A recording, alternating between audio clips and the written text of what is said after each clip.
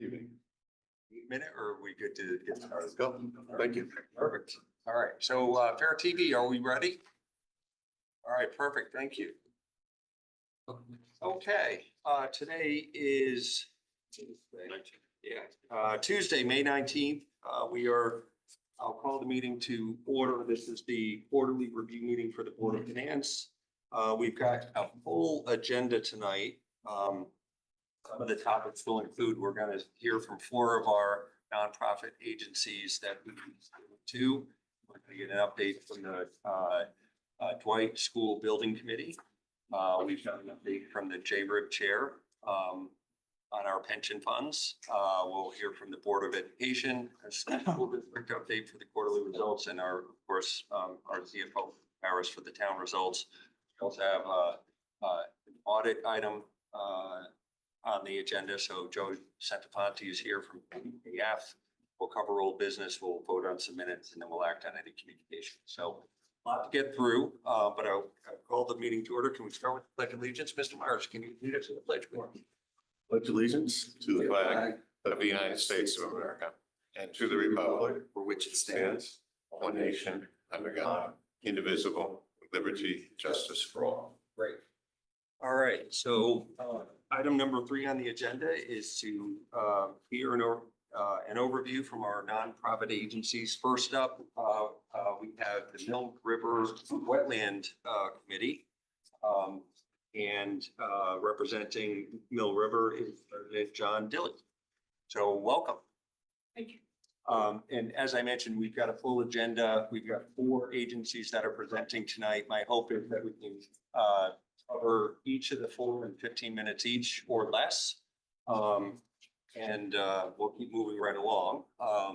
So Mr. Dilley, if you wouldn't mind, maybe introduce yourself, give us 5 minutes or so on what you do, how you help the town, how our funding helps you, and then we can open up the Q&A. So thank you very much, the Board of Finance members, First Select Person Vitaly, for having me here today.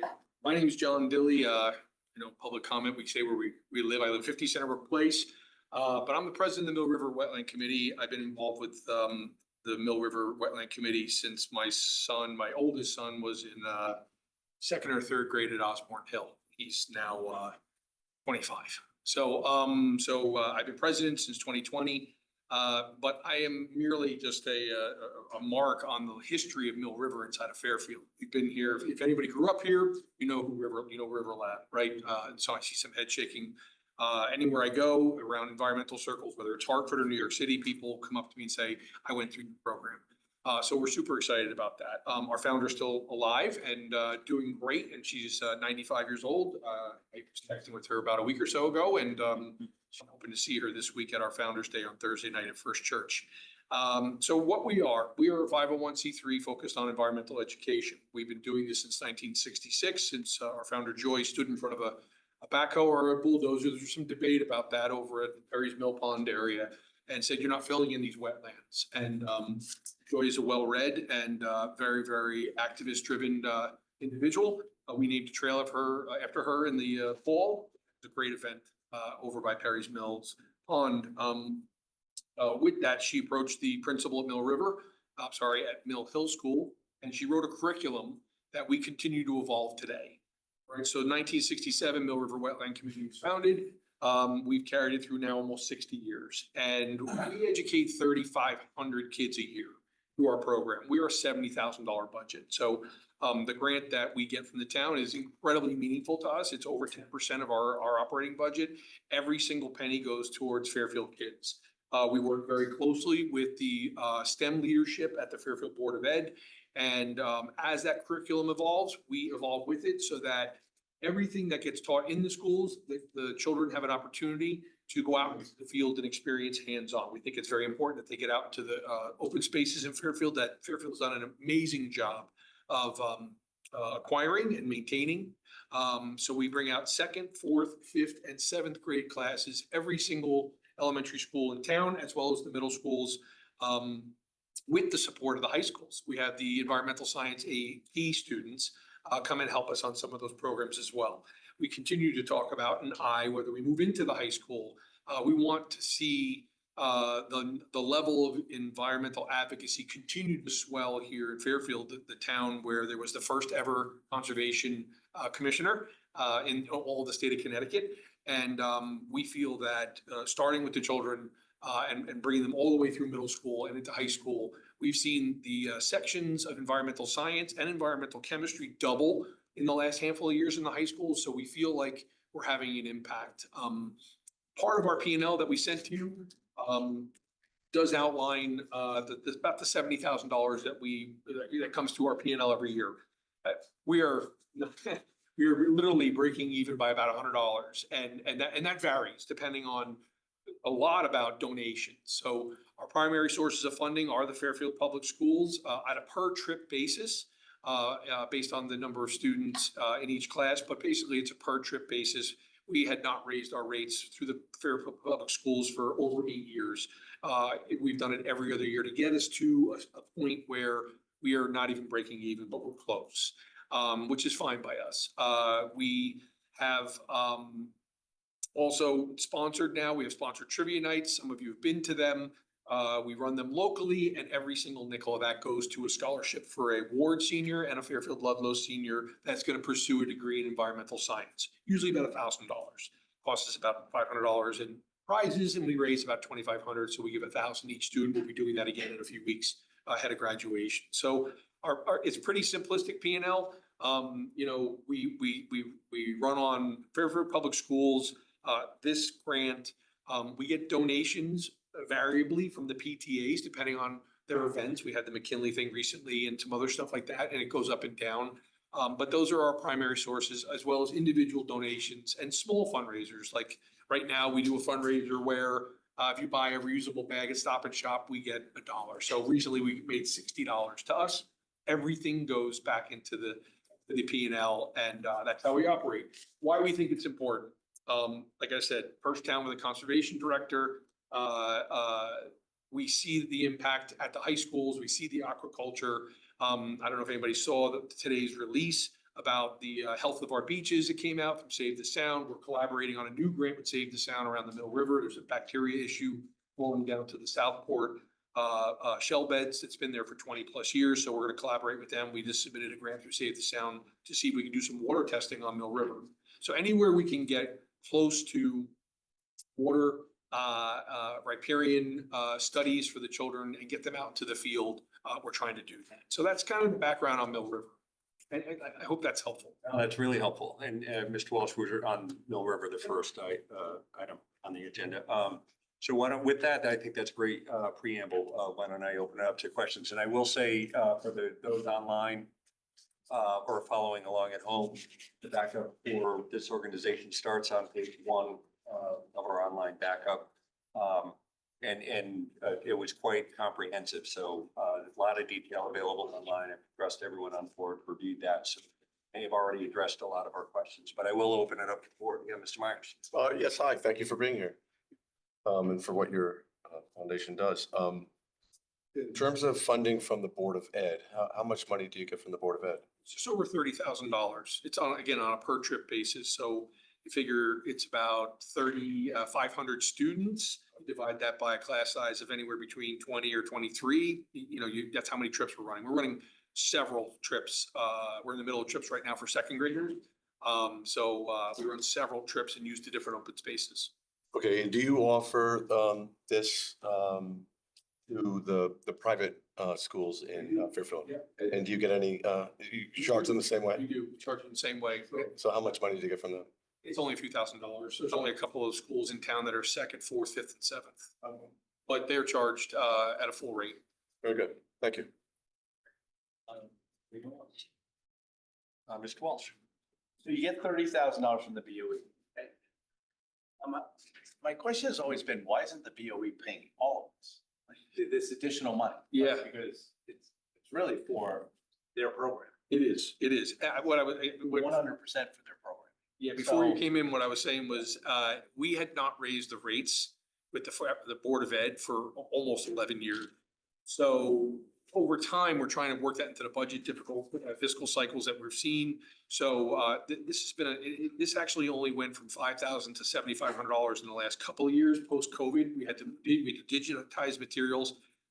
We also couldn't draw on volunteers from the school, so we had to go to a stipend. Most of our volunteers give the stipend back to help fund the program and keep the program going. But yeah, you're right. It is all for the benefit. Again, other than the few $1,000s from the private schools and the couple of $1,000s we spent on scholarships. Because obviously, you know, they're all very expensive. It's like you could build them more. That would go into their increase as well. Yeah. Money would be properly, to me, properly placed Yeah. in their specific budget.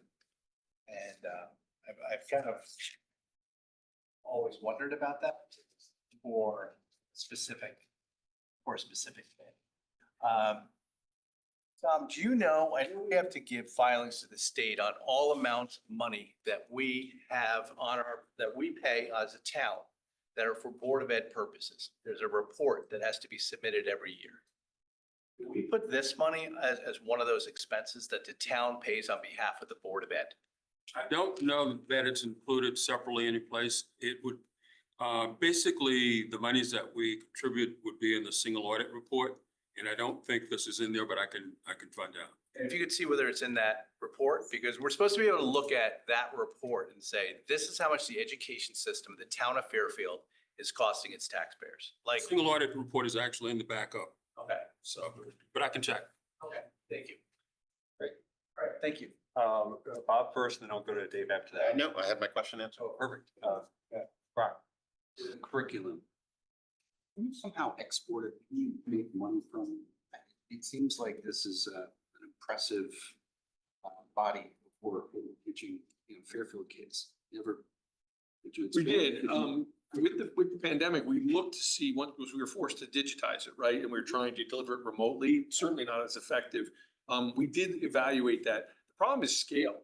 We are a volunteer organization. So as I mentioned, I was in New York City presenting on what we do. I was asked by the Restore America's Estuaries organization to come down and present about what we do in New York City at the City College. And I'm presenting and a woman in the front row comes up to me and says, oh yeah, I graduated from your program. I now work in the Quinnipiac watershed. I'm wondering if you could bring it to our watershed. And I was like, oh, that's fantastic. Well, how do I lift and shift, 30 volunteers that basically live in and around Fairfield that can get to the open spaces easily in between their part-time jobs or. So it's the scalability. So we really stuck close to Fairfield and we're so embedded in Fairfield, recreating. I will say, we applied for a grant recently to see if we could move this maybe into Easton because of the location, and we know our open spaces. It wouldn't be too difficult for them to come. But this started 60 years ago by joy and a like-minded principal saying yes, and getting into the Board of Ed and getting them to kind of work through their curriculum and embed this in there is a tremendous amount of time. So we're looking at that and we're trying to see if we can move upriver, as it will, because, we have this plum tree development up there on the Easton Trumbull border. It's a lot of concern. And we thought, you know what, we've done a great job in Fairfield of making sure school-age children grow up to adults that understand the importance of environmental protection. So why don't we move up the Mill River since that's our remit? Great. Well, one of the things that this board has discussed is making sure that the agencies that we support are agencies that also have a direct impact on Fairfield residents. And to me, it seems like this is a clear, it's clear that your organization does exactly that. So thank you for everything you do. One question I had is you talked about billing the Board of Ed. Is that on a per student basis and at what rate, or is it a flat fee? Per class rate. Per class rate. So depending, because sections change in each school every year. Yep. We look at how many classes there are and we work that out. Okay. All right. So we have been slowly changing that rate and bringing to them during their fiscal planning process a year and a half in advance. Right. So we've done that again for a year from now. So we are trying to creep towards that with the goal of this and some of the continued partnership with the conservation department around the Fief Center and some of the other things. we're looking to see if we can reduce the reliance on this grant over time. Yeah, great. And I think this board will certainly have a discussion about whether this is a town expense or a school district expense. But regardless, I think this is an organization worthy of supporting. So thank you. Mr. Walsh? On the 990 EZ that was attached to the report, the pagination seems to be off, so you can't see the columns, like the numbers are not in the columns. Okay. Is that the way we have it, or is that the way we copied it? No? That's the way it arrived from, IRS.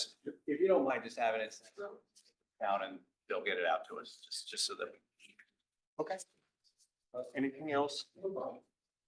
Else for Mr. Dilly? Not seeing anything. Mr. Dilly, thank you very much, and thank your organization and your volunteers for everything. We appreciate your support. We really do. Thank you very much. Okay, with that, we'll move on to the Connecticut Audubon Society. The Director of the Fairfield Region, Ms. Amy Barnow, I believe is here. Thank you for coming. Appreciate that. The backup for this item begins on page 26 of the online backup. So if you wouldn't mind, just take a few minutes to introduce yourself and your organization.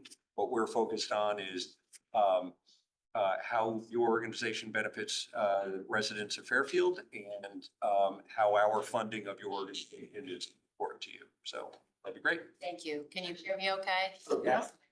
Good. Well, thank you. My name is Amy Barnow. I am the director for the Fairfield region for the Connecticut Audubon Society. I'll take us back a few years to present sort of importance of this and value of this organization to the town of Fairfield. We were actually founded in 1898, right here in the town of Fairfield. So we are a statewide organization, but we were founded initially by a group of women, Mabel Osgood Wright, Annie Bird Settings, a lot of old and very notable names, a group of young women that started the organization over 127 years ago now. It started with literally the same mission that we have today, which is to protect Connecticut's birds, other wildlife, and their habitats. And we do that through conservation, education, and advocacy. So we've been working for over 127 years consecutively across the state. But you know, our roots are deep and impressive here in the town of Fairfield. The very spot that we started is what is known today as our Birdcraft Museum and Sanctuary. Hopefully you've all been there. That is literally where those group of women had their very first meeting on June 4th, 1898. The rock right there is where Mabel Osgood Wright's dad, who was a minister, used to stand and preach. So there's great history. It's a really cool part of what makes Fairfield special today and yesterday. So as an organization, I'm super grateful to be here to share this with you and very, very proud of the work that we do. You know, at its core, our premise is really about lifelong learning and instilling a spirit of curiosity and love of nature. We're very destination focused, so meaning we have two centers here in the town of Fairfield, the Birdcraft Museum and Sanctuary on Uncle Road, that is about 6 acres. And we like to refer to it as our small but mighty sanctuary. It's got a lot of history there, but from a sanctuary standpoint, it is a really impressive, very important bird habitat, especially during this time of year and migration, sort of our spring and our fall migration periods. We have hundreds and hundreds of species that have been documented there at Birdcraft and other migrations north and south, and they stop there as a stopover to rest and refuel. It's well positioned right off of the coast, but yet we've got mature trees and we've got a pond there. So that's really special and unique. And then up the road on Burr Street is our Fairfield Nature Center, which most of you, I would assume, have heard of and or hopefully been to. Adjacent to that is the 155-acre Larson Sanctuary with 7 miles of trails. That is really sort of the hub of much of our conservation and education work. The town of Fairfield contributed 2 years ago to support the complete renovation of our Birds of Prey compound, which is really a flagship asset for not just Fairfield, but the community at large. People come from all over the place to see our 7 live raptors. We have Birds of Prey we are an educational facility, not rehab. The animals are there. They are part of our team and our education crew, and they help us to educate and inspire the community to understand what we need to do to protect birds of prey and how they are indicators for how our environment is doing writ large. So that is a really magnificent spot, and I encourage you to come and visit and enjoy that. It has a completely accessible walkway that the town helped to fund. So we have people for the very first time, that facility was over 50 years old, coming through in wheelchairs. And there's all new signage now positioned perfectly sort of right at eye level. And so we have kids, we have adults, we have people with physical abilities or disabilities of all types that are actually really able to go and enjoy that, along with the 1 mile Jabucas Trail out on the sanctuary, which is also fully accessible. We have a lot of regular use from organizations in town of people of all ages. We have a young group that come that are physically disabled. We have elderly organizations. We've got Sunrise. We've got, a lot of the groups that come and use our facility as it really gets people out in nature. And that's ultimately what we're all about. I think all of you know better than anybody what, the town is facing a lot of pressures right now with growth and a lot more people. And at the end of the day, I think all of us are appreciating more and more the ability to go and find sanctuary. It's like an incredibly powerful and lovely word. And we are really proud to have these sanctuaries in this community. And so the sanctuaries are used by, we target that somewhere between 10 to 20,000 people that come every year and hike on the Larson Sanctuary. Some come every single day. And it's just a chance to get up close and personal with nature and sort of restore our spirits and our insides and our out. The other really important thing about the Larson Sanctuary is that it is nature's classroom. And so along with all of the adult education programs, we have about 6,000 school kids that come to the Nature Center every year as part of their NGSS, which is their next generation science standard curriculum. Our educators are trained within that state regulated curriculum purview. And they come and enjoy nature's classroom. They are able to actually use the Nature Center. They could use Southport Beach, kind of depends on the program that is related to their science curriculum. We are teaching climate change or climate studies.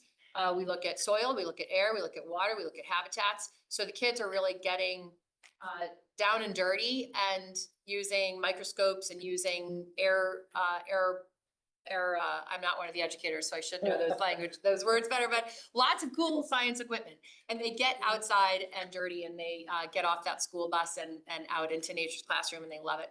The town of Fairfield has been instrumental in playing a partnership role in bringing or allowing all third graders from Fairfield Public Schools access to that program. And so we have, for our request, our grant request this year is $42,200, and that is to support all of the Fairfield third graders. There's around 900 on average year over year that get to come as part of their science curriculum. In addition, that funding also goes to help support some really important after-school programs and community programs. And just to give you a little taste of the value and the appetite for those, there's two big programs that the town funding supports. One is Enchanted Forest in the fall. One is the Egg Hunt in the spring. For the last, 7, 8 years, those have sold out. Those are each carrying about 400 people. And so that is, a institutional family favorite that draws people of all ages twice a year. And there's just a wonderful reaffirmation and access for them to come and enjoy the facilities. The trails are open and available and free to the public 365 days of the year. So it is a facility that is a great asset to the community. And we are also actually talking right now about doing some additional research and data for conversations just like this to talk about what kind of economic driver our facilities can serve for the town of Fairfield, because we know that we draw people from all over the region. In fact, we have a guest book, and there's, something like people from every state in the nation but 5. So we know that people are coming to Fairfield, they're seeking us out, they're using our facilities. And from that, we hope it's a springboard to come and use all of our great resources in town. So I hope that's helpful. I'm happy to answer additional. Summary, and really appreciate the introduction summary. The toilet. Thank you. Thank you for coming. I like going up there myself.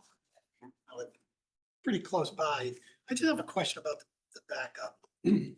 So the amount requested from the town is 42,200. You spoke about that. Then there's a 1 million capital. And it says the capital campaign request of $1 million could be in the form of a multi-year grant over 3 to 4 years. Is that something you're going to be requesting, or did we already do that? I don't. Well, I wanted to ask your, Request was made. yes. Okay, so we The haven't. request was made, and Gotcha. given this budget year, we didn't think that this All was. right, that's all what is that? And Yes, so I didn't want to, I wanted to sort of separate those in case All you right. wanted, but I'll give you the over under on that as well. So the Fairfield Nature Center, that building, that was all donated by Roy and Margot Larson many years ago, and they gave us the 155 acres, and then they built that nature center. It opened in 1971.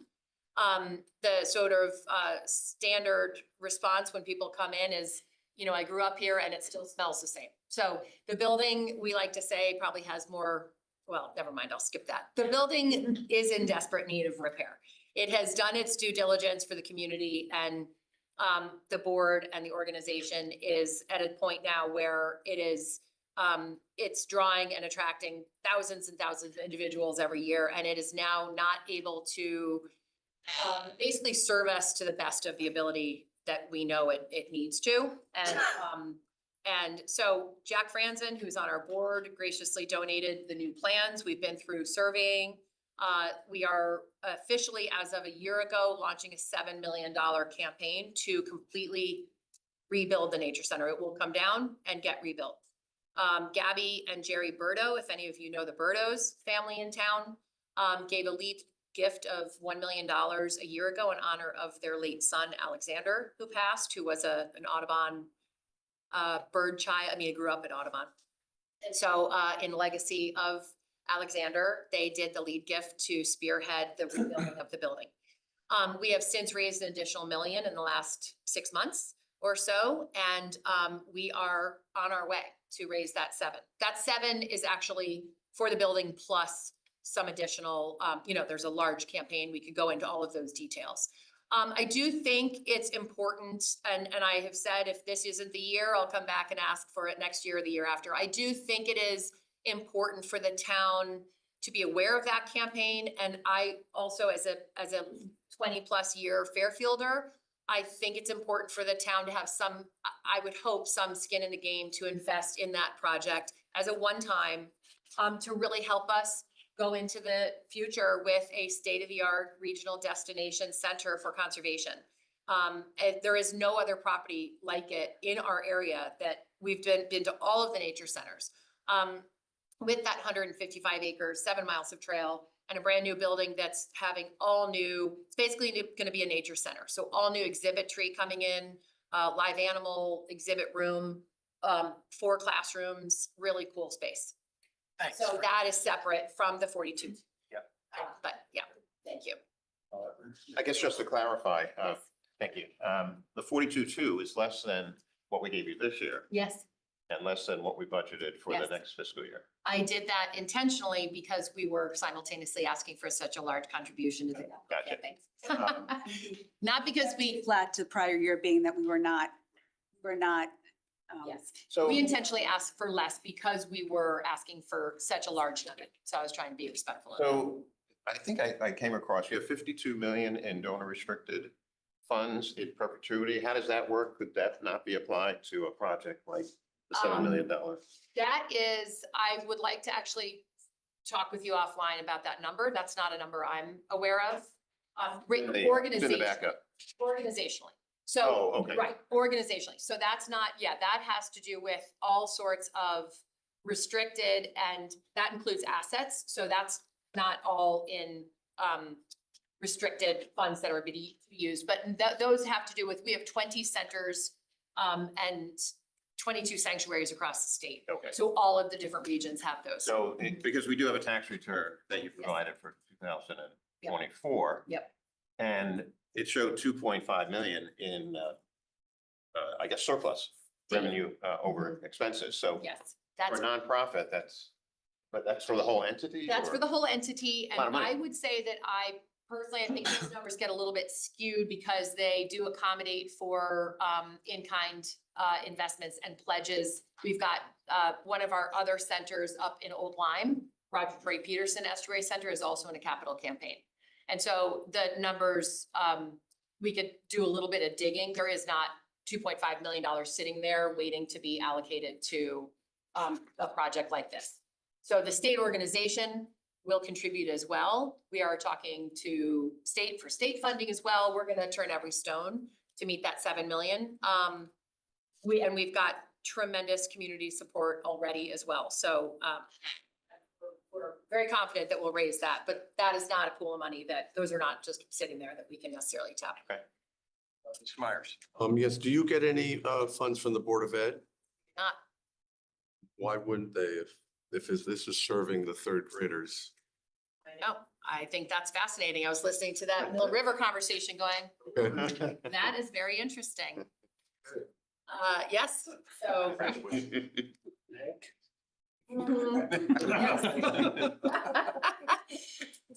Yeah, someone else in the room may be able to answer that better. No, I'm kidding. We have not. Anything else? Yeah, I just, I definitely support the program. I support the third graders going there.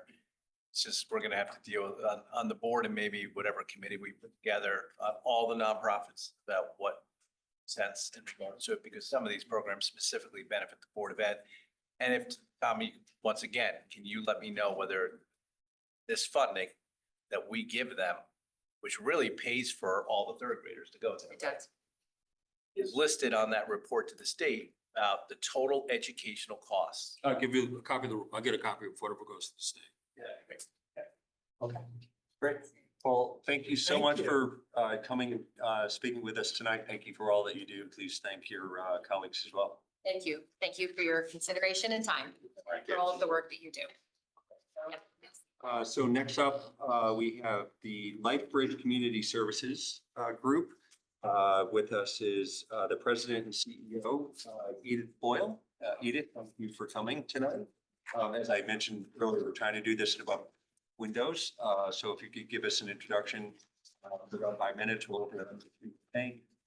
We'd love to know a little bit about the organization, what we do for Fairfield residents, and how our contribution supports your agency.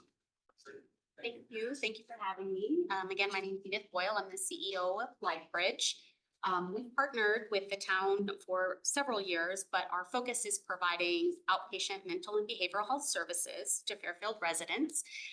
We serve a little over 300 residents each year, providing over 3,000 clinical sessions, mental health sessions. Serving children and adults. About 50% of those 300, or excuse me, 50 of those 300 are children. And then a good chunk of that is also seniors here in Fairfield. Primarily the conditions that we see are depression, anxiety, trauma, substance use treatment, those types of mental health disorders. This past year, we've really worked to strengthen our partnership with the town in a couple of ways.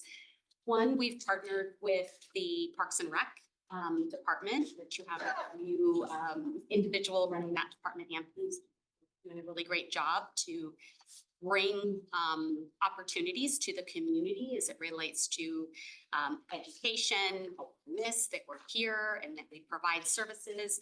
74% of the people we serve are low income. Are on Medicaid or Medicare. And so there are not a lot of Medicaid providers in Fairfield. Definitely close a really important gap. But one of the things we've been doing with Parks and Rec, beyond our clinical services that we provide, is to provide workshops on mental health, more specifically stress management. Because what we found, especially with youth, there's a rising issue of anxiety. It's happening nationally. Certainly local, not immune to that. And oftentimes the underlying cause is stress and not being able to manage it appropriately. And so bringing wellness skills both to children and adults. There's also the issue of loneliness that's rising, especially among seniors. And so these workshops have really been helpful to the residents. We also recently partnered this past year with Pediatric Healthcare Associates. We recognize not everyone can get to us. And this partnership has been absolutely incredible in that we have a LifeBridge clinician embedded at the Fairfield office, PHA's Fairfield office. I think the pediatricians and the patients there could not be happier. Stop shop families. Our funding request is flat, requested in years past. And to be honest, we couldn't provide mental health services without the town's support. Now it's roughly 37% of our Fairfield services. It's been a huge gap that's often the cause of Medicaid inadequate reimbursement. Also partnered with, we tried to do a better job of partnering with the community as it relates to the faith community, making ourselves available to provide mental health education and workshops. Greenfield Bill's Congregational Church tomorrow night, providing a mental health workshop. That congregation, just making ourselves available in All right, thank you. I'll open it up to questions. Mr. Myers. Yeah, can you specifically say, how much money do you get from the town? 175,000. Well, where's the other source of funds coming from? What budget? The 10,000 over. And I thought all these nonprofit amounts were like $15,000. In our budget book, it was one Okay, so was this one of the ones that was kind of higher? one of the bigger ones. Okay, Yeah. my mistake. I guess that's a follow-up to that. That's almost 40% of your funds, and it's your biggest source of funding, more than federal, state, and other sources. Has that changed over the past, or has federal support gone down, or? We don't get any federal support for Fairfield. We fee for service, so we do accept, in addition to Medicaid, we also accept other private insurances. So town funding closes the gap for anyone who may be uninsured or underinsured, which is often the case with Medicare. Seniors don't have funds to cover the out-of-pocket cost. But between Medicaid and other private insurances, that's covering roughly 60%. And 37% is covered by the town. What's been the trend in federal grants over the past?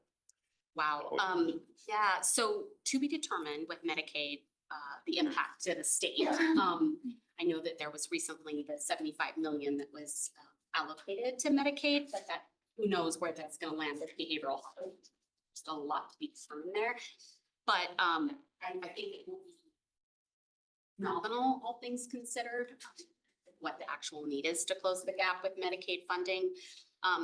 Federal broader, we receive some federal funding for this work we're doing in Bridgeport schools, but other than that, we don't have access.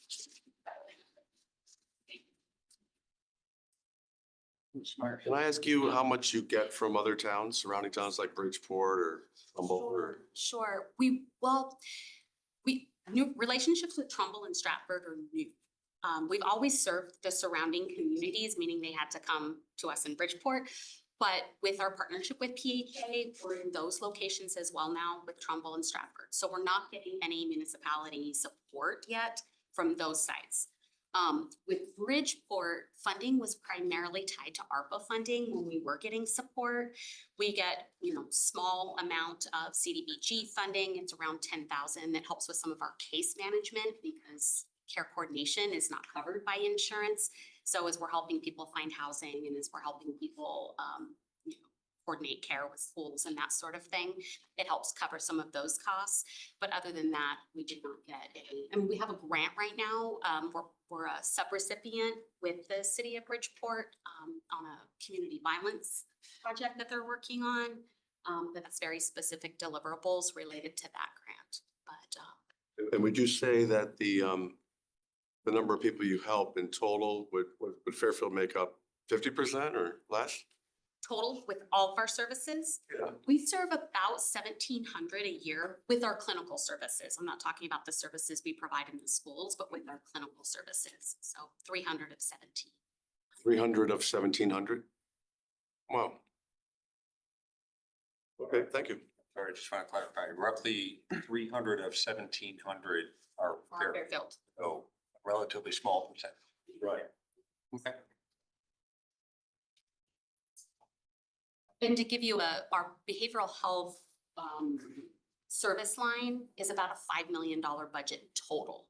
So for that 1,700 peoples, just to give you sort of an accurate picture of what that is, yeah. Mr. Walsh? You provide services in our schools?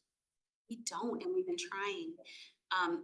It's one of those, so within the state of Connecticut, to provide clinical services, we have to have this licensed with the Department of Children and Families, and the schools have to be willing to allow us to come in, provide a space, private office, which we do in the 3 high schools. And we'd be more than happy to serve in Fairfield schools as well, wherever that's needed. And we've had some of those conversations just to let the superintendent know that we are available. I'm assuming the need, maybe, I think the school district, from what I've seen, has a pretty strong social services department. And that may be why the services may be needed needed in Fairfield, or maybe they are. It's not identifying a gap. Does Fairfield Public Schools make referrals to your? Oh, yes. Oh, yes, we get schools, we've been attending the school social services, the social workers monthly meetings, so that they stay front of mind that we are here for referrals, and they definitely do refer over. And like I said, a lot of the kids who are seen at pediatric healthcare associates now are seen by Life Bridge. It's being located at that site as well. Approximately out of the 300. What percentage of the 300 are children? 50 of the 300.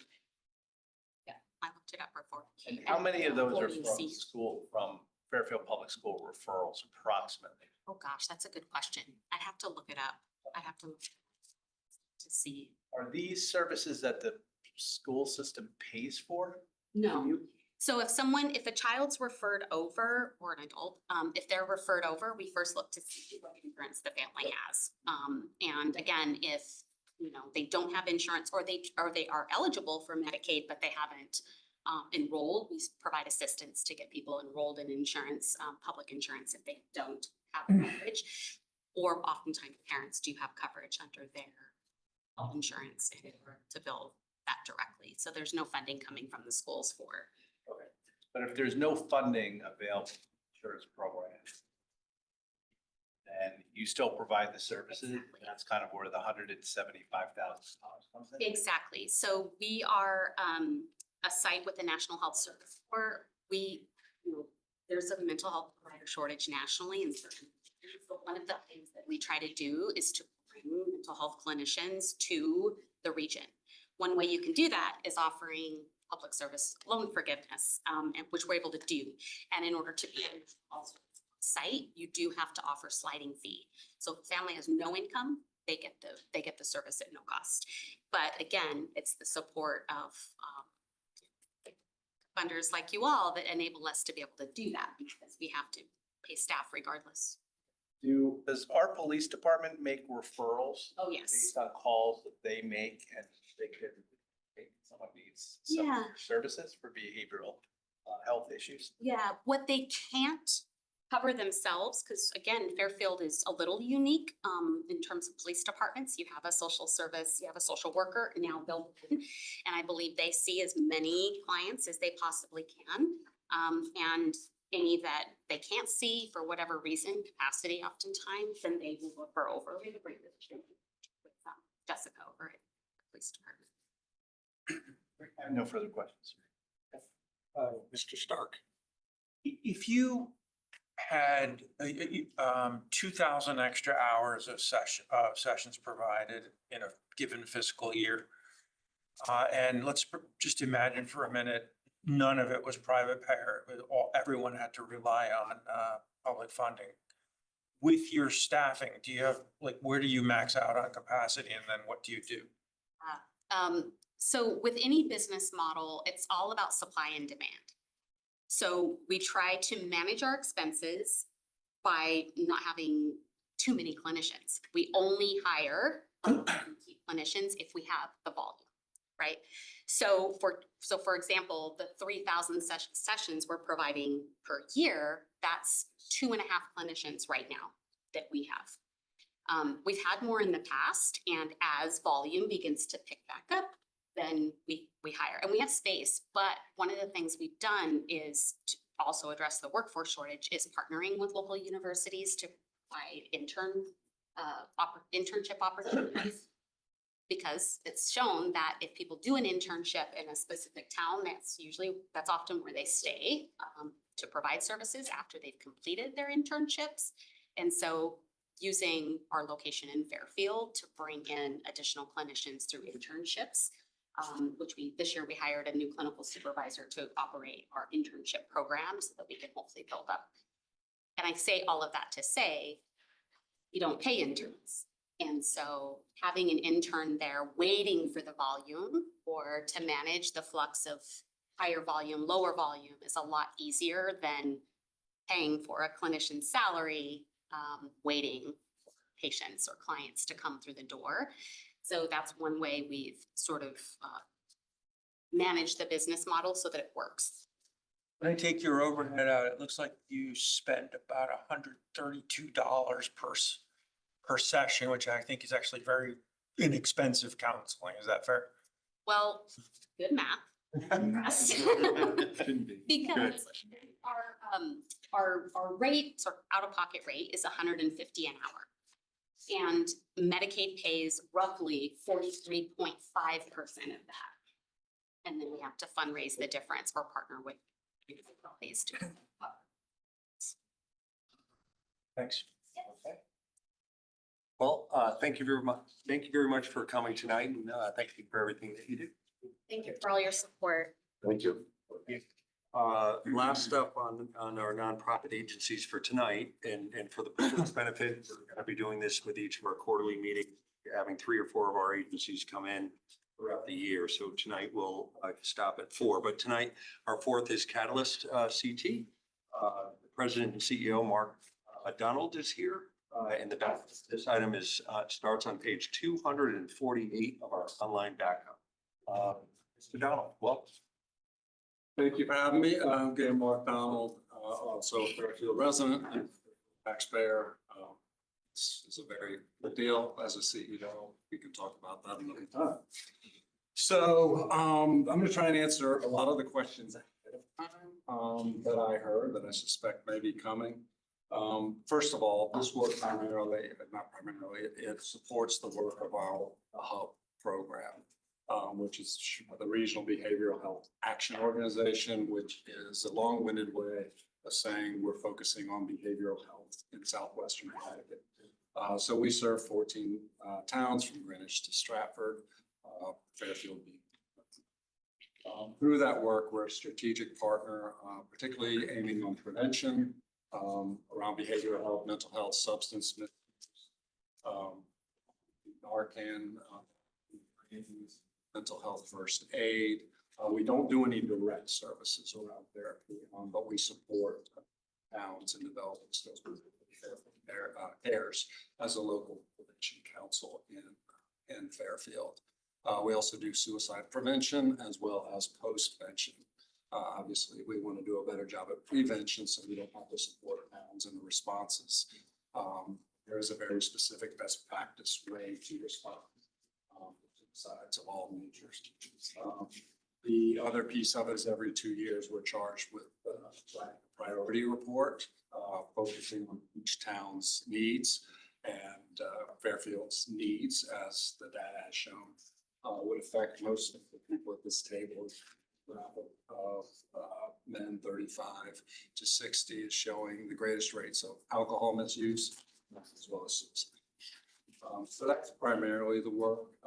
You will notice that if you did dig into our 9D, that budget is much larger. We also do restorative justice division with Fairfield Public Schools. We contract separately to fulfill the state mandate of training all teachers in restorative practices. Again, that's separate from this, but that's a major component. We've supported the Juvenile Review Board, also the Youth Diversion Team that's based on Well. Health and Human Services. Work around as well. Additionally, we run an AmeriCorps program, just funded. And we have the street violence intervention that's based out of Bridgeport. So if we're looking at the 990, the numbers don't line up. We focus specifically on the funding allocated to the hub as a program. So that would explain some of the disparities. Appreciate the summary. I'll open it up for questions. Mr. Matola. Your organization used to be called RISAP, right? Correct. Okay. Had a branding problem. RISAP stood for Youth Adult Social Action Partnership. Then it went to Regional Youth Adult Substance Abuse Partnership. Then it was Regional Youth Adult Social Action Partnership. So we rebranded in June of 24, Catalyst CT, which we feel represents us better because we are not the only solution to the problem, but we bring folks together to help solve the problem. Thanks for being here. Would you talk about the support you get from the neighboring towns and if you feel it's, fair in terms of support that you're giving those towns? Yeah, it varies really, in terms of the local prevention councils, with the support we get. Fairfield has a strong local prevention council, so we're kind of more behind the scenes helping coordinate, and support the work. Westport, Norwalk, Positive Prevention has a strong local prevention council. Trumbull also has a strong local prevention council. Not to say that others don't, but we're able to fulfill and support needs in different ways. But we have supported over 50 events in Fairfield, as well as responding in crises situations. So I'm not sure if I understood the answer. Would you say that in terms of the amount that Fairfield gives, is it more or less than other towns? It is with the funding we get from the larger towns, it's about the same. Same, okay. We don't get any funding from Easton. Darien are funded separate.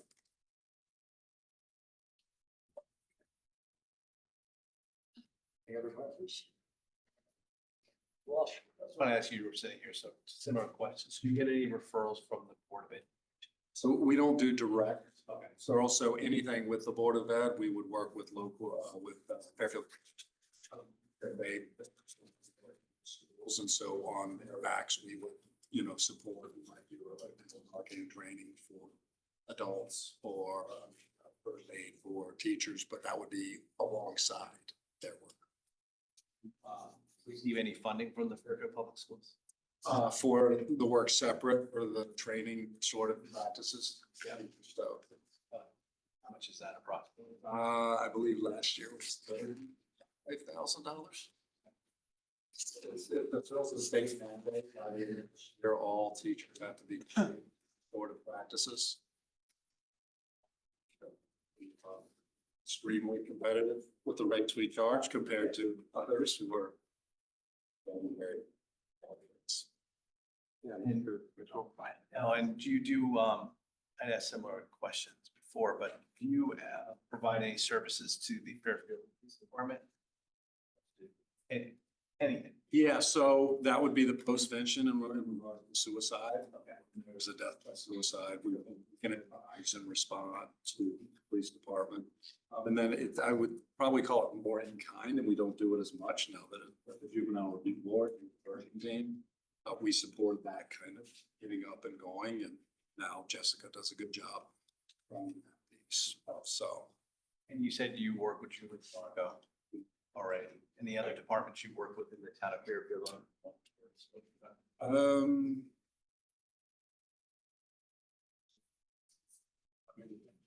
Select one, Vitaly and I are old friends from the building committee, so. Okay. We will, we'll go out there as well. Just, those would be the primary. So.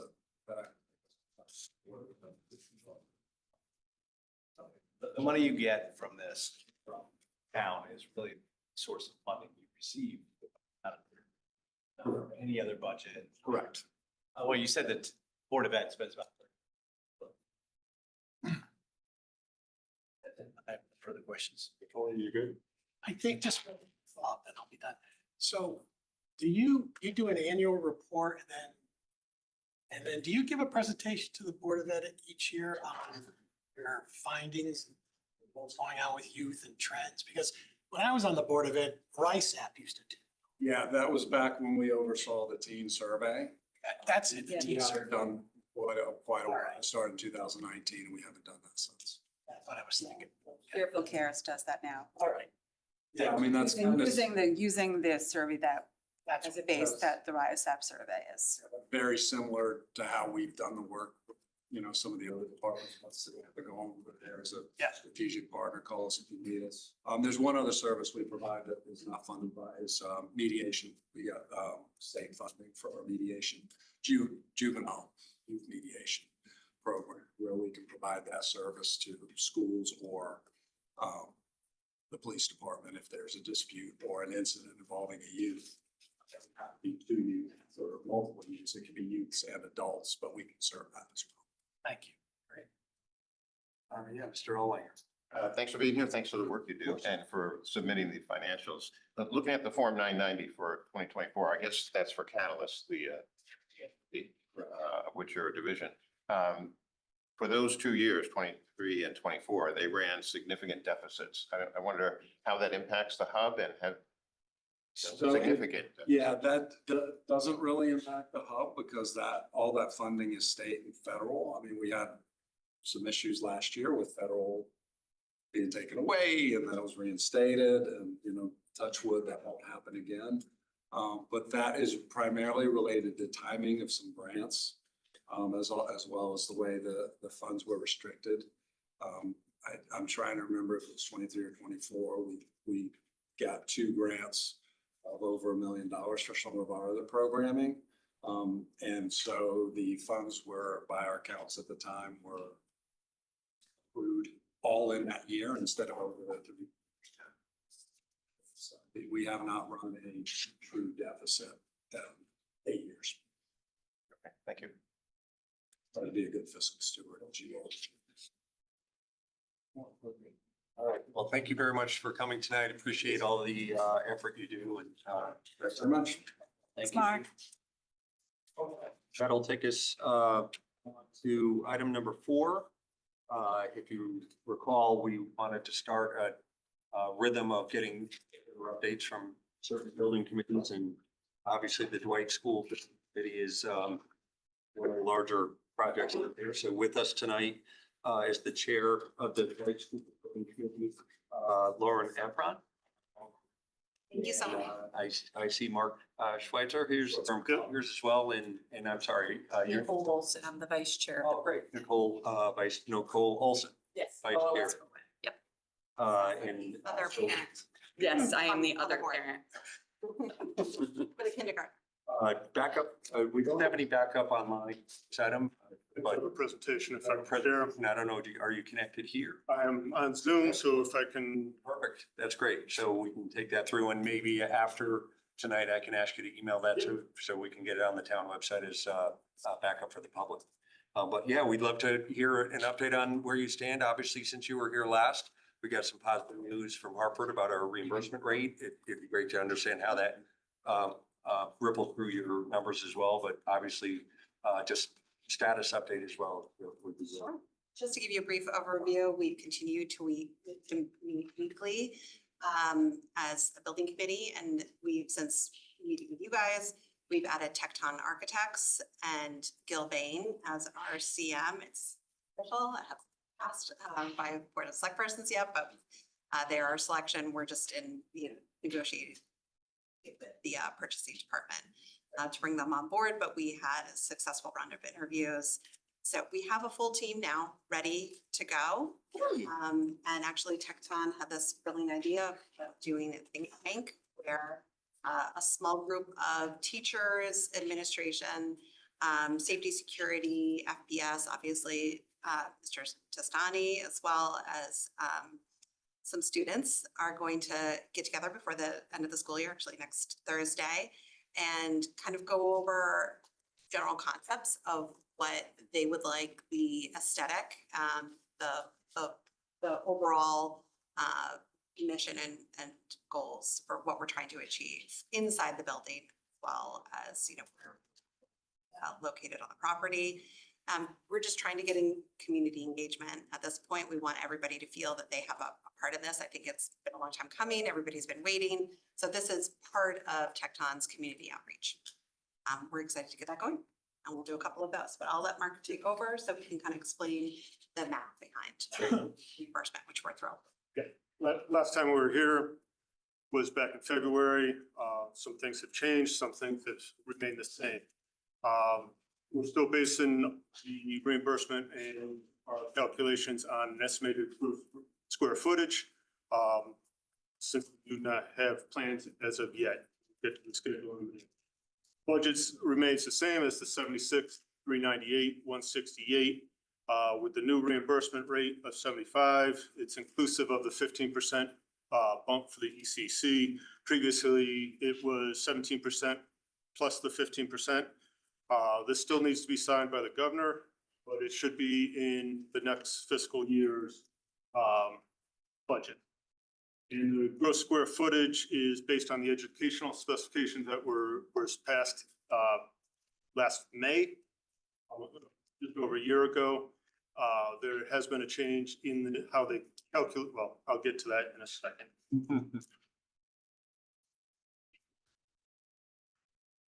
So currently with the state reimbursement, based on the 75% reimbursement rate, we have a space standard reduction of 57.5%. And now how they calculate this is, and this has changed, this is the point that I forwarded, waved on the last slide. Back in March, they changed from inside face of wall square footage to gross square footage, so outside face wall. It's a small change, but it's about 5% of the square footage. So with the space standard reduction of 57%, it reduces the reimbursement rate down to 43%. So the estimated district share now under the 75% is $45 million. The project and the town will seek a waiver for the space standard, basically reintroducing the 75% reimbursement rate. If we do get that waiver, the district share goes down to 22 million. Previously, as we reported back in February, prior to the 75% reimbursement rate, the district share was 63 million. Mark, before you go on, can you explain I understand the math going to the 45.1 million. Can you explain the additional width of waiver that you're talking about that would get it down to 22? So the reduced reimbursement rate, that's at 43, that brings it down to the 45 million. That reimbursement rate would go back up to 75%. Okay, so right. That's for the gap. Okay, so if I understood you correctly, what you basically said is you take your square footage and you've got a factor of 57.5, previously roughly 62, but the eligible could go from 57.5 to 100. And that would be that. Okay. And that space standard reduction is based on the state's, based on the enrollment for the school, and they assign a square footage for the number of students. Based on its spec of the 56 million or 56,000 square feet. And then we add a percentage in for the corridors and the stairwells and everything, and 5% for the exterior walls. We plug that in, and it's basically a straight ratio from what the state says allots for the enrollment and what the building size is, and that's what gets you to the 57. So this estimated a direct share of $63 million, but what you're telling me now that the waiver share is $22 million, is that what you're telling us? Can you just to parse out the waiver a little bit? So Those are good numbers. currently they're reducing the amount that we can apply the reimbursement rate to 57% of the project, but you believe that you will bring it up to somewhere near what percent? 75%. Well- If we receive the waiver. I know, let me back up. Yes. Yeah, just, I think we're talking past each other. So the reimbursement rate is 75%. Yeah. With the current eligibility reduction of 57.5 times 75 is 43.1%. That's your number. And you think What you'll be able what to he's get the saying now waiver? is you eliminate that 57.5 reduction, so it would be 75%. And what is that waiver contingent on? Like, how do you get it? I know you just said it, but I didn't. It's a couple different things. It's application to the Office of Grants Administration. There is legislation that could be taken and put into legislation for the standard. So it's unless something has to pass? Like, what you're saying I'm not understanding what you're saying. You're saying there's legislation? There's two ways to get the space standard waived. Either through legislation or applied to the Office of Grants Administration. Okay, so we could just do an application and That's what Jen Lieber suggested when I spoke to her Okay. initially after it was awarded. Obviously thrilled. I would send her a fruit basket, still do that. But it's fairly common practice that because of, they will only grant you a certain square footage based on the student enrollment, right? So it's per student, not necessarily the size of your project. So we have an estimated 392 students, including all in, K through 5, ECC and CLC projected. So she said, this is what we have for now. We're gonna go ahead and we're gonna apply for the space waiver, and that should bring you up to the full 75%. okay, great. So we don't have to go through, we're not gonna wait on legislation. There's a process that currently exists and you're reasonably confident that that's actually the number that we're getting, which would be. It's common practice. This isn't, we're not reinventing any wheels or asking for anything that hasn't been asked for by. Timing of the Filing and go through to the next quarter. for Yeah. next Next, legislation. well, it The next depends. session. Next session, yeah, is when we have. Next year. Not next year. Yeah. My understanding was that That would be a discussion with, Well, the legislation would be next session, but this process would, application. the application would also be next session? it's either or. It's not both. It's either the waiver through the OGA, Office of Grants Administration, or the special legislation. But we're filing an application. We're not doing special legislation, right? we've already applied, obviously, for the reimbursement, so this is just an additional step. So one step at a time, we had to ask for, honestly, I believe Angela's asked for 100%. I was a little alarmed at first, but I thought, okay, let's go big or go home. Let's see what we get. And we were thrilled. I don't think that we've ever historically gotten more than 26 or 27%. I think we were estimating 32.5 tops this last year in September, right, when you guys approved it. So to now even be above that anywhere is tremendous, but we'd like to get it to the full 75. I'm still unclear on the timing of this. It's great that we got the I 75. wish I could clarify that for you. I think that's gonna take another round of. All right, so I'm gonna do this around the horn. Shane first, then Dave, and then Jim. Okay, so just two quick questions. So in terms of timing, this is pretty basic. Maybe you know this. Like the project has to be done before we get the reimbursement. Okay, so the project, we're not getting anything. Understood. Yeah. Okay. Which Still why our funding, you guys have agreed to the 76 plus, We right? do apply for reimbursement throughout the project. Okay, But we're not through with design. it affect our bonding strategies, right? So in September. nobody blow your head up when I say this, is just a question. Just a question, okay? Curious minds. Does the fact that you now have such substantial reimbursement alter, okay, no, doesn't change what you think. Oh. The budget we were given is the budget we were given. It doesn't matter if this building is funded 100% 20% or 50%. 76 million is the budget, period, end of story. You're not gonna put a swimming pool. Unless it fits the $76 million budget. Honestly, we just want fresh air and four walls. We've been saying that. So we're gonna stick to the budget. This doesn't change anything for us. Just trying to, so this is, obviously this is good news, but how do we not know that this existed before we were all around a table contemplating these numbers? It's a $41 million swing. Is that right? How did we not know it existed? Just the idea of this waiver. We did know that there was some unpredictability about what the state reimbursement would be. We knew that we were increasing our odds by adding the dedicated space for early childhood, which is a priority right now of the state, and the specialized space for special education. They were taking in your past historical accounts of reimbursement within the state to calculate that number when Spagals, before any of us were able to sit at this table, did it. So we could have never foreseen the luck we had getting 75%.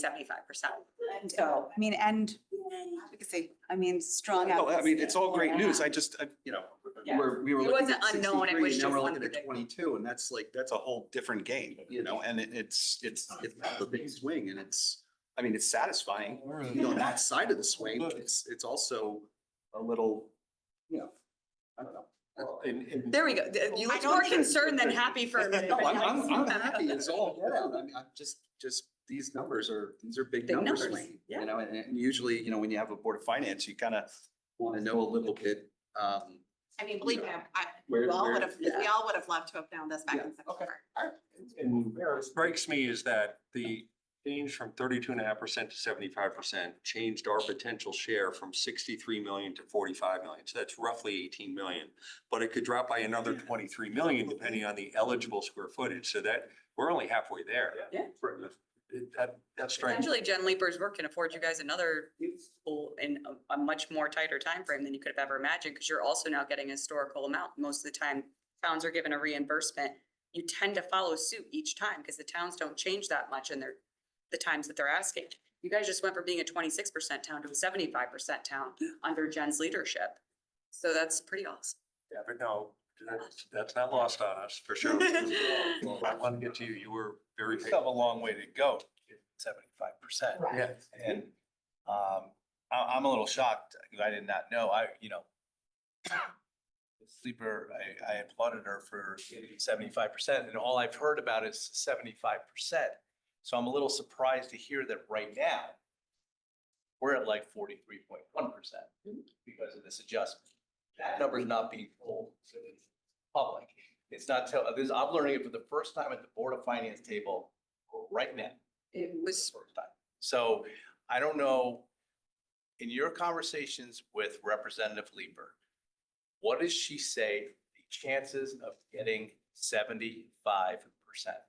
I didn't ask her that directly. I just Can we get Representative, I've asked for her to be, No, she was unavailable. make it tonight. He couldn't make it the last I session understand. because the number was We really need to have her at our table. out of town this week. So we will, once she is available, we will get her in. Okay, I think we need to ask these kind of questions so we can start forecasting about what we think this is really gonna cost the town and for our numbers Well, going. and that's why I was asking you about the timeline for the next decision. I don't think it changes the fact that what was approved by the town for this board is still the 76 million. So It it might would not change it for anything, you, but just 100% changes it for the town finances. I understand. And what it's gonna cost us. It 100% changes it between 43.1% reimbursement and 75%. It is tens of millions of dollars. It's 22. $22 million. We have lots of priorities. We have toilets we need to flush with I our. understand. For the toilets. You have to wait for this. I understand. There's all sorts of things. So from where I sit and many of us sit, 100% need to figure out where this is going. Okay. That's a fair question. I wish I could answer it for you. I felt pretty confident after speaking with her that this was pretty standard. You have to apply for it first. You have to see what you get, and then you apply for the space standard waiver. We're just following process. Okay. And we haven't even been assigned an OGA like officer reps yet. So that's also part of the process. right? Maybe this is not a question you can answer to, but so in terms of this like other route, other than going through the application process, sounds like there's possibility for special legislation. If that passes, does that mean you just get the 75% period? Yeah. Okay, And we've gone down this road for past building projects. We don't think costs are eligible, then there's advocacy. And we find out later that they were. So believe me, I wish that we had all the answers right now, but it's. oh, look, it's positive news, No, just it's how much good. positive news? Yeah. Yeah. Good news or great news? Yeah. It feels maybe a bit like you're waiting for the other shoe to drop. Right now, I'm just pretty glad that we're looking at any improvement, as a taxpayer, as a parent.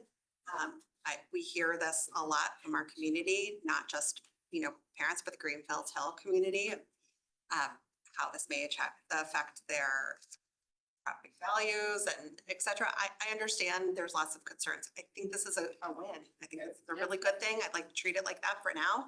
And anything above and beyond, the 46, it would be great. But I understand, let's not count our chickens before they hatch. All right, so we kind of covered that piece of it. I think it would be great to hear that you've gotten the architect identified and that gets CM. purchasing. So it would be great to understand. I think last time you were here, you had talked about this isn't a 3-year project, it's a 4-year project, right? And you were gonna. The goal is fall of 2029. That's the move in. We'd like to be completed by May or June of that year, have the summer to complete commissioning on the building and actually start demolition on the existing building, right, while the students are out. And then, yes, everybody would be moved in by fall of 2029. See that you put up the schedule. That's great. Is it basically the same as what it was It is the same. months ago? So No, the status bar is moving to the right. So we've gone through the architect selection, we've gone through the CM selection. Still have to go see the Board of Selectmen to get the CM approved. Once we have a contract negotiated, and then we're in the midst of design right now, schematic design. So it's conceptual, and then we're hoping to get schematic by the end of July. Right? Not full schematics, but yes. Right. And then when we come back in the fall, we're hoping to do another think tank, right? To sort of show the group that we're meeting with, here are some of the ideas that we incorporated into the design based on your feedback. And we want to be sure, again, the community outreach is really important for us, that everybody feels they have a hand in this. I think there was a little bit of how the process was, conducted last year, where there was not meetings, minutes, agendas, things that we could follow along with. Everybody's really excited to follow along with it now. Yeah, And by the way, I welcome anybody to come to our weekly meetings on Tuesdays at 2, Independence Hall. I always leave room for public comment. Great. Other questions? Do you have, and I don't know how many more slides you have to take us through, but Well, yeah. next step. Cover next steps. Yeah. And then just questions. So. Okay, perfect. So, Mr. Walsh. So obviously you'll be an educational spec. Correct. I'm just gonna raise this because we have seen this. Some people on this board have seen it. I've seen it, I've seen it. But as things get value engineered and process gets moved forward, I think there's been some disappointment, not through other building communities. So I just want to raise the issue of kind of scope creep, where you realize you've saved $4 million because the numbers were rough at the beginning. And various constituencies in your school district start saying, hey, can we do this now? Hey, can we do this now? Because as long as we bring it in at 75, whatever the number, 75, 76. 398.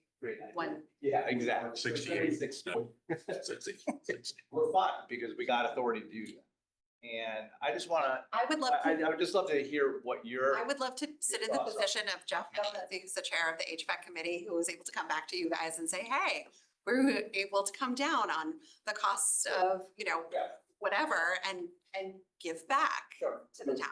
That would be fantastic. I cannot make any The promises right building now. program is in the educational specifications. Okay, and you're the only people before us, so I know you have. a And committee, it but projected I think enrollment has there's, not changed, and the ECC and CLC being added on to our project, it is set how many classes we can accommodate, how many students we can accommodate, so everything is. I just wanted to have an initial conversation, so 4 years from now, we're not having this thing like, well, how did this happen? How did this, was not part of the educational specification, now in here? Oh, well. The because only what thing I that was heard- brought What I up- heard before was, well, we had the money. Well, the only thing that I believe was brought up by you, actually, was field space. So we would love to be able to design a building that recaptures as much field space as possible. And Tecton has actually showed us some variations where we would be able to capture the most field space possible, both with the demolition of the existing school and with maybe pushing the building to one side of the field. Rather than, so the Spagals report, if you'll remember, was sort of like a U shape with very widespread wings. We'd like to bring that together, condense it a little bit. That would save money, obviously roof space and the building envelope. And it's a long way for little legs to go from one side of the building to the other. So it's better for them to be kind of condensed. So field space is the only thing I would love to be able to really give back. See, I have one that I mentioned before I was even on, if you don't.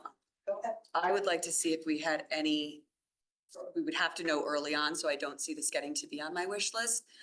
With the ECC typically being a separate wing because it requires a separate entrance, and since we already have the K-3 and the ECC both need to remain ground level, ECC will most likely be a wing. And one of the things I mentioned is I would like to see some money go into building that wing to specifications that allow for a second floor to someday be built on top of the ECC wing to adjust for a growing community. So that 30, 40 years down the road from now, as the community grows, because I don't see it stopping, that we have an answer to an overload within our school system again, that we thought of versus the constant building out and left and right because none of the schools have been built to maintain a second floor. So that I would love to see there be enough room for that to happen in the budget, I'm saying. You have to build to an education specification, I presume the board given you what that specification is. Approved in May of two. Yeah, foundation would have it. All right. And same thing with any additional stuff, the board would have to approve a new educational specification. We're trying to operate within the ed spec. The ed specs Yeah. themselves. Yeah. But I applaud Nicole's forward thinking because I think one of the things that, historically, and I know I'm still new here, but is that buildings like Burr Elementary, you couldn't add on. It was built all the way out to wetlands, right? And without the capacity to be able to add on. I understand, Want to add? Built to a 501. It was 501. That's the ed spec. It was a 501. It is still, it's going to, continue to be a part of the Greenfield Hill community. I think if I'm understanding you correctly, what you might want to think, you're thinking of, if someday at the new Dwight, you had to put on a second floor, you want to design it so it is able to do. So it's able to Yeah, for sustain a that. Jennings school, I think they told us you can't do that.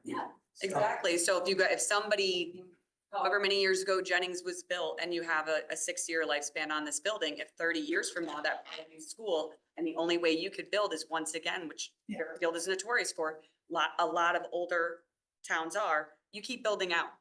And they keep getting longer and more convoluted because somebody didn't just say, well, could we just maybe anticipate that we're probably gonna get bigger? And in all of your future builds, kind of think on those notes, because then you can add a staircase. Possible future second. Possible future site for 3rd, 4th, and 5th graders who are allowed to be on the 2nd floor for the safety protocol. And then you can move, you can keep all your lower levels there, your ECC remains your 5 classrooms, and you have the capability of growing your town without expanding into wetlands or other circumstances. That's a good thought. Yeah, Ms. Vitale, did you have a comment or? I think just the fact that we're building new, just from past school renovation projects with value engineering. Sometimes some of the value engineering happen because when you start pulling apart ceilings, you find problems that you need to address. So something else needs to be value engineered out. And I can also say that in finding some of those problems, things that were in the ed specs needed to come out because there just wasn't money to do it. So I would hope that I sat in on every single one of those meetings, and anytime I heard anything excessive, I voiced my opinion. It's like, please, fresh air for walls. But Jen Jacobson oversaw those, and she was fantastic. She was militant about making sure that it was exactly what was needed for the population. And to Mr. Walsh's, if there's anything that it would need to go back to the Board of Education, if the ed spec was going to change, it would need to go back before that board. Board of Selectmen. The Board of Education and the Board of Select, I mean, there's the building committee reports to the Board of Select person. So just a little heads up when we're approving the contract for the construction manager, maybe a little presentation for us as well. Okay. Yes, absolutely. So on the space standard reduction, the 57.5, did we suffer from not having enough students projected to be there? Suffer from not having. Yeah, did that number get affected by not having enough students going to that school? Or projected to go there? Well, the allowable is based on the enrollment. So if you have a higher enrollment, you get more square footage. Okay. It's So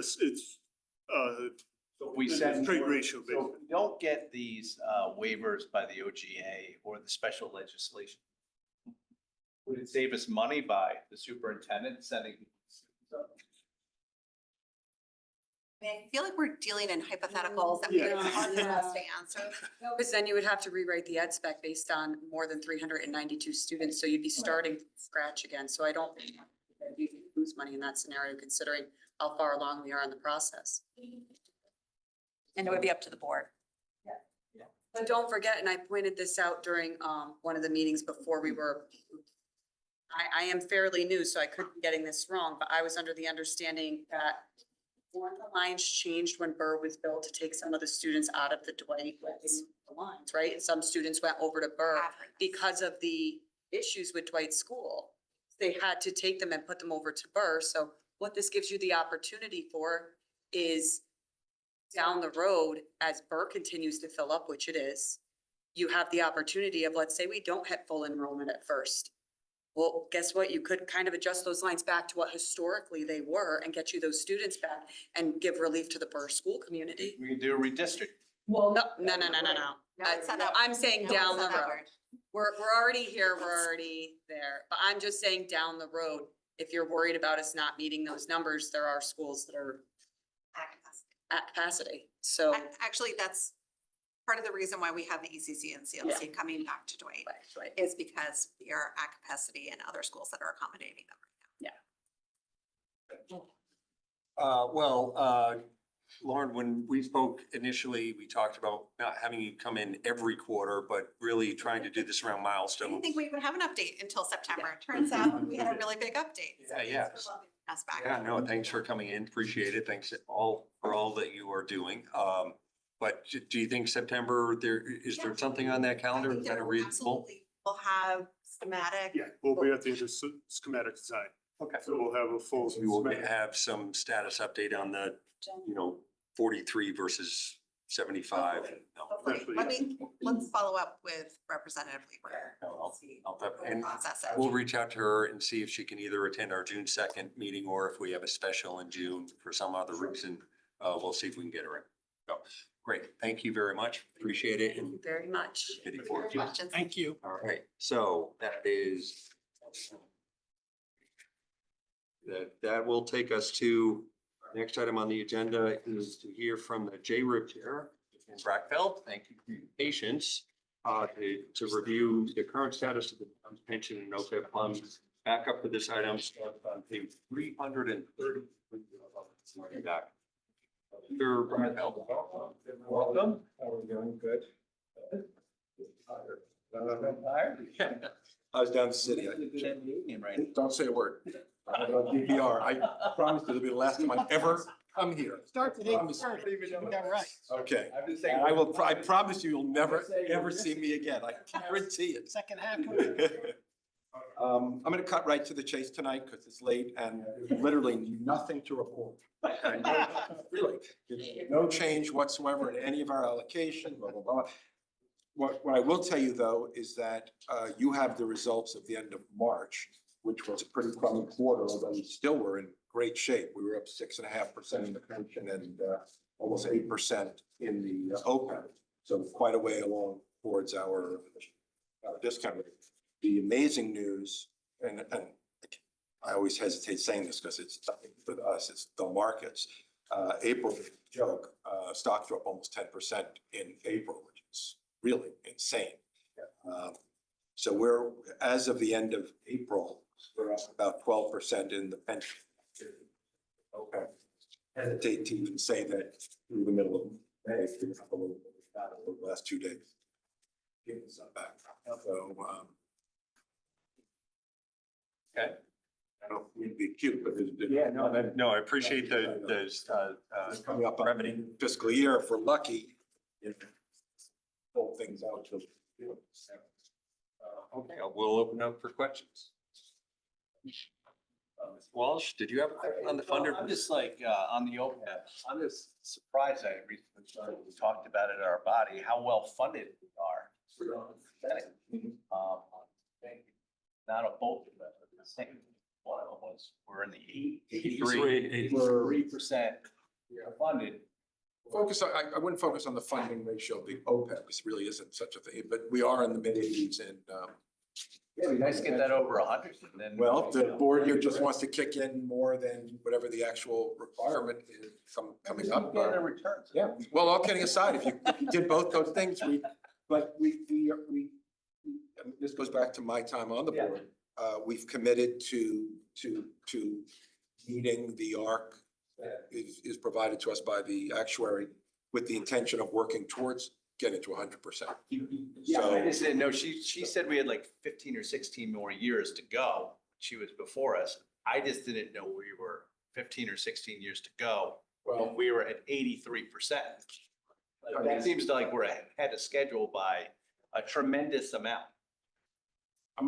Now, I understand things go down too. So Of course it is. I do. But I will tell you this, because I actually spoke to Josh Barbash, who you remember came with me a couple of meetings ago, and he's pledged to do it again.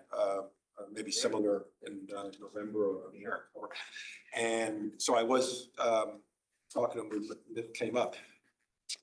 The funding ratio is a somewhat complex, machine of levers that are, you have the returns on the investments, obviously. You have the contributions coming in from the town that are opposed to on the liability side, which doesn't really change quite as much. You have inflation, stuff like that. So the truth is that even, for example, these great returns that I'm telling you about are just going to mean that you guys are going to have a lower amount to put in. Yeah, sure. So I will say this is something, you may remember it. When I'm back on the Board of Finance, I semi-facetiously suggested, that the board consider making a pledge, not just to fully fund the ARC, but to always put in as much as they did the year before. Oh, interesting. It was just a thought. I'm not, because when you think about it, the budget was made with the amount that was put in year one. And in year two, even if you're asked to put in a little bit less, you could say we've already managed the budget with the number already. And that would, if the goal was to get to 100 quicker, that would be the way to do it, and somewhat painless, really. Any other questions? All right. It was Keep it up. Thank you. Questions. Okay, good job. Thank you. Thank you very And much. I will be bringing Josh back at some point in the next couple of meetings when we can save up all your technical questions. Sounds great. Thank you so much. Have a good night. Thank you. All right, next on our agenda, item number 6 is to review the Board of Education fiscal year 2026 quarter 3 financial update. With us, we have our superintendent of schools. What do you got? There we go. Mr. Testani, and I believe we have our Director of Finance, Mr. Magneri, and we have a representative from the organization as well. So thank you all for coming. Appreciate it. The backup for this item begins on page 302. Okay.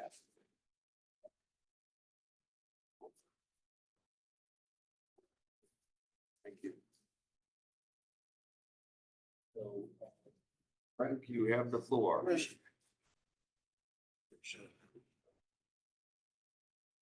Hello, everybody. Going. So, headline of the report is, we're going from about a 900,000 projection surplus to about $1.8 million surplus. That's all I have. Have a good night. Yeah, so I did write a memo. It kind of explains kind of some of the things that changing, what's formulating into our numbers. If you go to the kind of summary of the projection, at the last meeting, it was requested that we kind of have a comparison column by Mr. Walsh. So we did add, we put the Q2, it's that rightmost column. And the Q3 is our current projected balance. Great, thank you. Yeah, no problem. Thank you for doing that.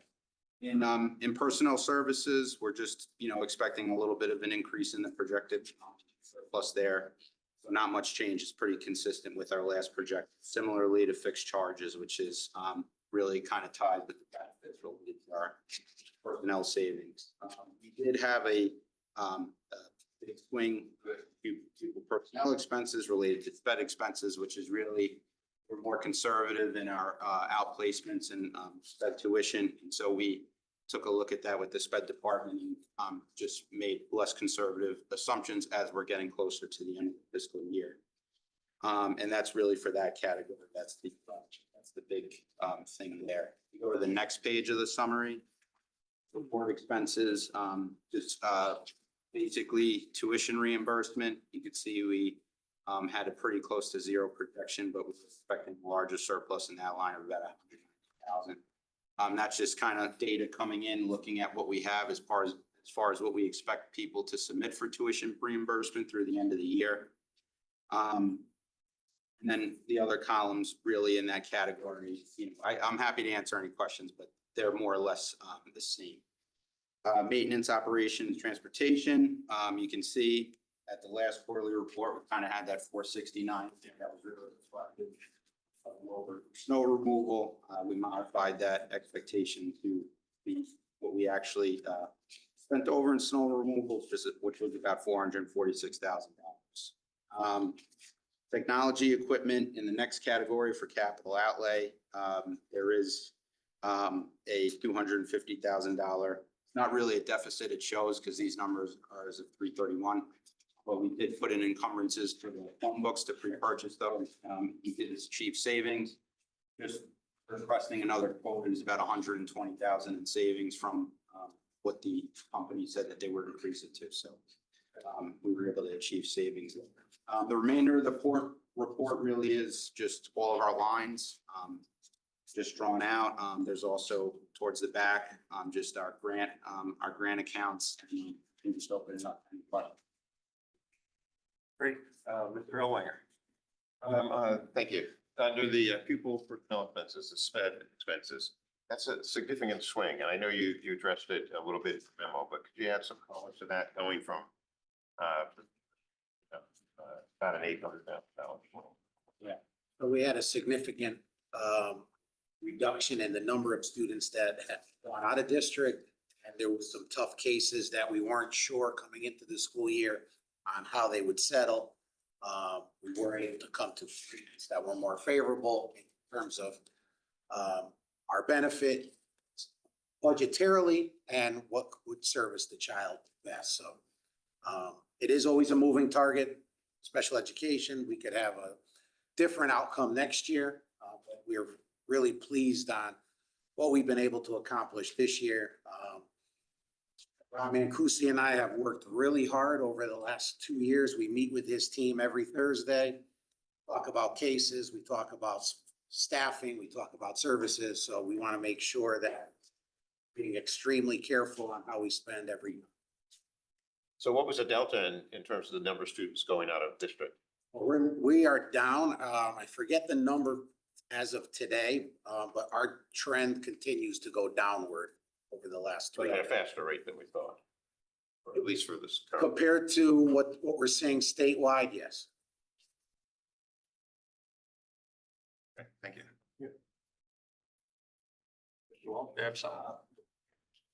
So the sped expenses, is this, are we getting to the point where the management of how we're doing that, keeping more people in districts actually?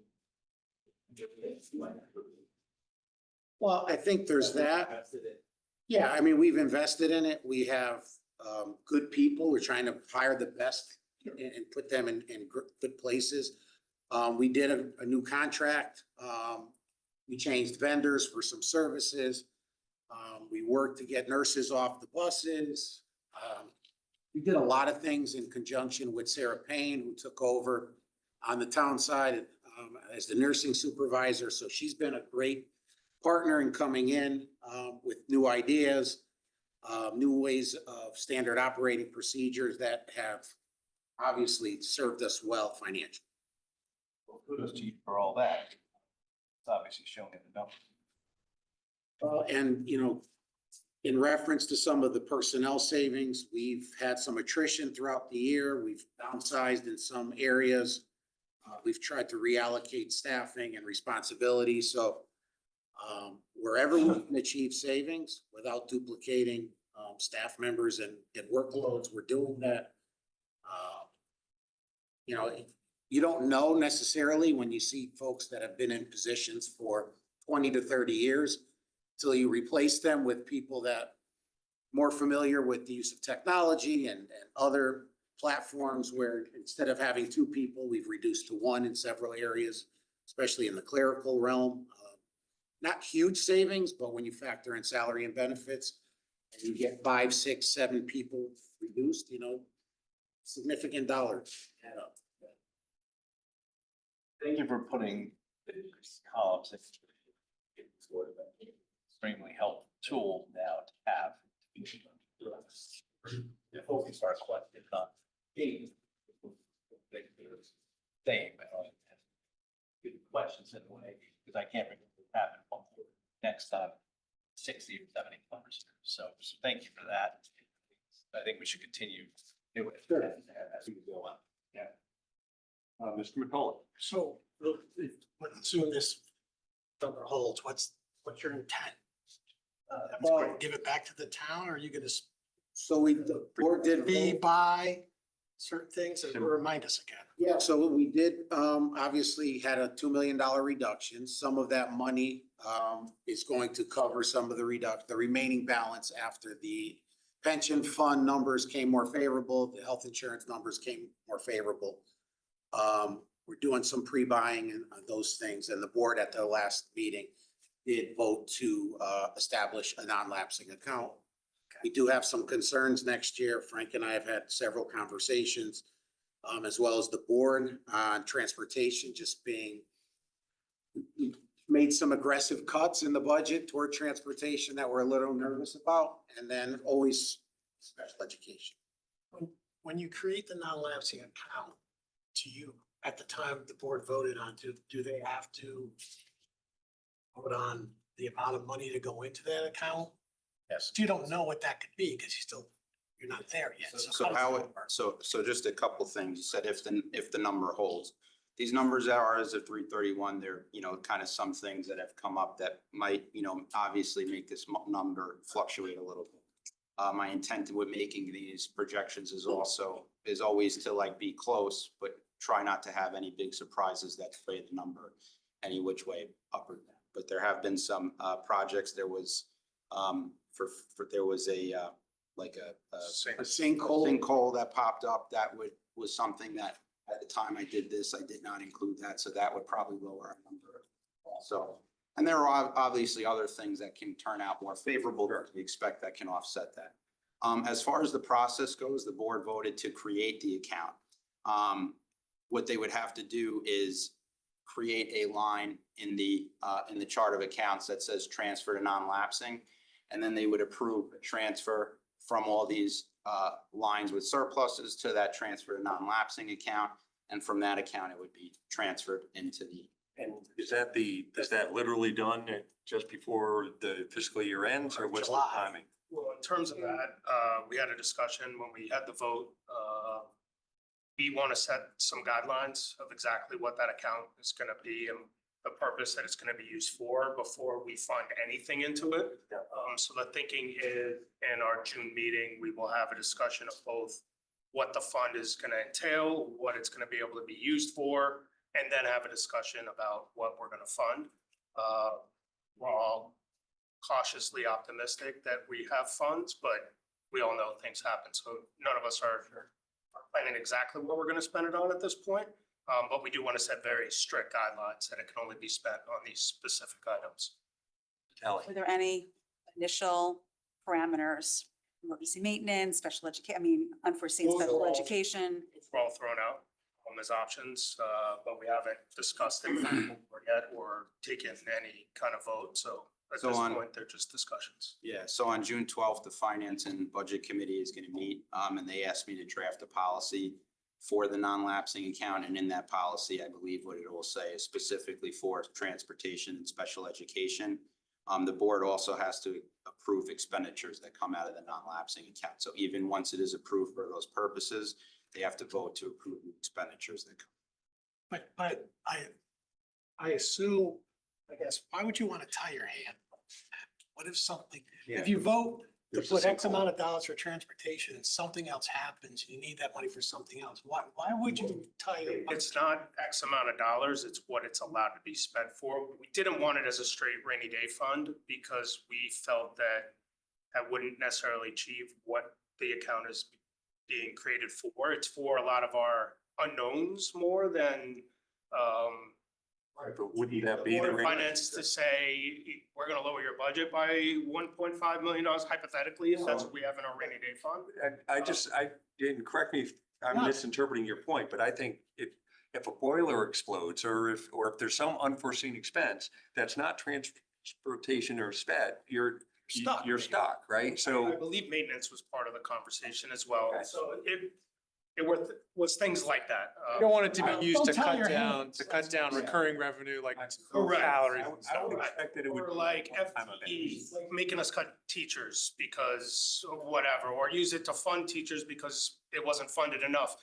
We want very specific expenses that it can be used for, that, yes, in a way, it's a rainy day fund, but a very specific rainy day fund, not let's lower your budget by $1.5 million. The committee considers use or what's appropriate or not. I would think recurring versus irregular would be a criteria you'd want to consider. Mr. Walsh. But in regards to what you guys are bringing up, which are valid points, both of you, wouldn't they just take, if something blew up, $1.5 million expense, and there was $1.5 million, and it didn't have to do with transport categories that you guys set up in your policy, wouldn't they just say, okay, we're gonna use it on special education? And the money we were gonna spend on special education, we're just gonna spend it on this problem. Yeah. I mean, that's the way you get around it. I mean, those two areas are large areas. So You would just say, okay, we were gonna spend this on education, go back to the board, you know the problem we're having. So we don't have the money in our budget to cover that problem. So we need you to approve money to go to transportation or special ed, which there's definitely gonna be more than enough money. The statute says you have to use it for educational purposes, so. Yeah. So that's. Using it to replace a boiler for educational purposes, I don't know. maybe. Hard to teach without heat. Yeah, that's true. But you can make the connection. In the school building, I Yeah, would think so. But my point is, for me, to kind of flexible, don't tie your hands, that's all. But Mr. Walsh makes a good point. And I think hearing that from the board here tonight is important because I think that's one of the double edges. And I mentioned this at the board meeting. It's a double-edged sword. You have a surplus, you create a non-lapsing account. But then there's always the thought that, all right, well, as that money sits there, will our budget be cut as we prepare for the problem? Yeah. I think having this open dialogue and trying to develop a good relationship, at least for me over the last 4 years, has been important so that when we say we're not just gonna use this to spend willy-nilly, that as a group here, everyone understands that we're not gonna do that. We are gonna be responsible with the money. I think you guys will write a good policy. I think that you should have priorities. But there should also be we should go around the priorities for emergency. Sure. Or unexpected. Sinkhole, for example. Yeah. Where is this? Where was? Things that come up that the board can. vote. Fairfield Woods. So this is gonna be a significant cost. I mean, we don't know exactly, but, could be tens of thousands of dollars. Really? That time of year. Swiss cheese, yeah. If, to sort of play it out, I agree with everybody about, yeah, this should be for specific recurring expenses.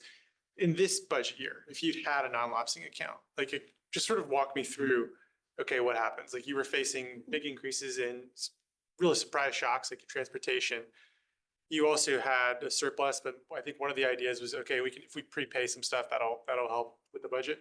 Like how, like this last year, what would have happened if you'd had $1 million in a non-lapsing account? I think what's interesting is as we start talking about the budget, we really have no idea. We just are ending Q1.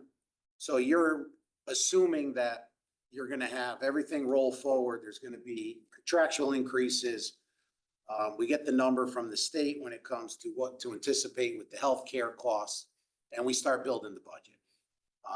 You know, one department needs X, we try to find an offset to that anywhere we can, so we're not asking for 8, 9, 10%. We had a little bit of an idea after Q2, but by then, we're already, you know, a good portion of the way through the budget process. Could we then, had we seen this kind of number when we were before you folks? Yeah, we would have probably adjusted the budget at that point, for sure. But I think we were a little kind of skeptical at the early stages based on the fact that we were still in the middle of a pretty bad winter. And 900 and some odd $1,000. Yeah. So, Blow up pretty quick. so can I just kind of give my thoughts on that question from a different perspective? My feeling is, let's say, for example, year over year, you run about $1 million surplus. That's how you budget and that's how you run the district, and you're running a consistent surplus that's going into this non-lapsing account. On the one hand, if we recognize that and challenged you by saying, we're gonna cut your budget by $1 million, that's gonna do a couple of things. If your budgeting is accurate, it's setting you up with a cliff that like you can't fund salaries, for example, with something from this non-lapsing account because that's a recurring expense. That's why I suggested this non-lapsing account should be used for non-recurring things because those are the unpredictable things, right? But it would be irresponsible of this board to challenge you by cutting your budget because you've got a surplus this year. Because it sets you up for failure next year. The flip side of that is if you do have a recurring regular surplus, we're probably gonna say sharpen your pencil because that behavior can't continue, right? So there's two sides to it. I mean, if after Q1, Frank comes to and says, hey, you know, before we present this, we're running a $1.3 million surplus anticipated for this year. Yeah. Now we have to start looking at, all right, well, at the end of the year, if this continues, what are we gonna get back to the town? We're not gonna just keep adding to the non-lapsing account, to your point, then, but let's look at it realistically. In a $250 million budget, $1 million surplus is pretty damn close. Right. Small, yeah. Can I just say one thing, just on that same, like, when I was saying like last year, so remember a month ago, but the spikes were, you had trouble with transportation. I think there was an expectation for health insurance. Those are unique spikes in a year, but they're recurring expenses, right? Like, fair enough. I mean, does anyone just like, how do you guys view like 18% increase in transportation costs, but we got to keep busing the kids? Yeah. Right? Is that what this type of thing is used for? I kind of wouldn't think so. I think it's more like when that light post fell, or apparently there's a sinkhole issue in town. Like all those things is what I was thinking. I think we're thinking in terms of the transportation because we did make a large cut without really making any changes to practice. So we didn't extend walking distances. We didn't do anything differently. We just cut. So I think that's where we're a little nervous. And then if we see that transportation is a problem, we're gonna have to readjust our budget next year to reflect where we made a cut without changing any practice. And that's part of the challenge too. We've got these leapfrogging years of you, to your point, but when you're building this fiscal year 27 budget, you're barely into fiscal year 26. So we do have this leapfrogging, but Mr. Walsh, then Mr. Myers. I would just say, I don't see that I would be suggesting cutting your budget because you haven't, say you built up $5 to $10 million. But what I would expect is that when it comes to like non-recurring money, not giving you non-recurring money that year. Sure. Yeah. Well, specific things and do town bonding, I mean, having interest expense on that. Yeah. Good point. That I believe is the hope of the board. I mean, I think it's gonna have to be a partnership. You'll report to us how much is there, tell us what it was spent on, and we'll have this mutual kind of, you give us the information. We have questions, we'll ask, and we'll tell you, I guess. I would just request that when you're writing that, if that could be proposed, it may not get voted on, but you could at least put that in front of them. Yeah, So like, that- one of the Mine things is could be. suggesting that it would be non-recurring, expenditures as well as capital items. So this account, whatever in there, they can carry over year after year. It just can't be more, it can't be more than a certain 2%. percent of the total operating. So. And then I just had one other. Yes, shoot, Mr. Walsh. It was kind of like, so it was something Mr. Penley was saying. You think that prior to putting whatever's left over, that you're gonna be able to like do pre-purchases of stuff so that the cut that was made is really gonna be kind of have no effect. That's the plan. That's the plan. Yeah, so basically, as we sit here today, and Frank, I totally understand that you don't know what's gonna happen fourth quarter. You don't know whether there's gonna be 10 sinkholes. You don't know what, what's gonna happen, but the thought would be to try to fund things you wanted to do in your original budget, to pre-purchase things now with this year's surplus by the end of the year, so that you're basically brought up. Correct. So the $840 some odd thousand dollars that was the remaining balance of the reduction goes away. Okay. Correct. I think at some point there should be some messaging on that so that everyone understands then that basically we're fully funded. Correct. And that was actually one of my questions. So if we go to page 5 of your packet, page 353 online, I just want to make sure I understand the numbers. You talked about the 250,000 on the calendar. Is that in fact the Chromebooks that we had talked about during the budget cycle that would be pre-purchased? That's what that. Yeah, yes, Okay, and is that all of them or do you have more coming? that would be all of them to. So had you not make that encumbrance, this projected surplus would be closer to 2 million instead of 1.7. Yes, the one thing that's not on here, I actually have to, but there's, to Mr. Walsh's point, we are doing, close that 800,000 somewhat gap that we had kind of unidentified in the budget. We are pre-purchasing textbook. Textbook. Yes. So we'll be doing that. And that's technically gonna bring the surplus down. And so that's, yes, so that's not included. The Chromebooks are, because to lock in the pricing, we had to do it for a certain date. But with the textbooks, it happened after 3/31, so it's not reflected in here. So that will lower that number. There's also some outstanding projects still. Obviously, the weather has been pretty warm the last few days. We have a bunch of new HVAC systems that are come online. Don't really know how much the cost is. We're guessing how much the cost is gonna be. But there is still some question marks out there, so it could shift either way. Right, okay. And if I remember correctly, and maybe this is not the time to discuss it, but during the budget process on the transportation topic, discussion about possibly going company, is that being negotiated or what's the status? of We're that? currently out to bid for our charters and athletics. And there is some basis that we would look to possibly, and just had some preliminary discussions, obviously, even today, talking about going out to full bid on home to school next year for 27, 28.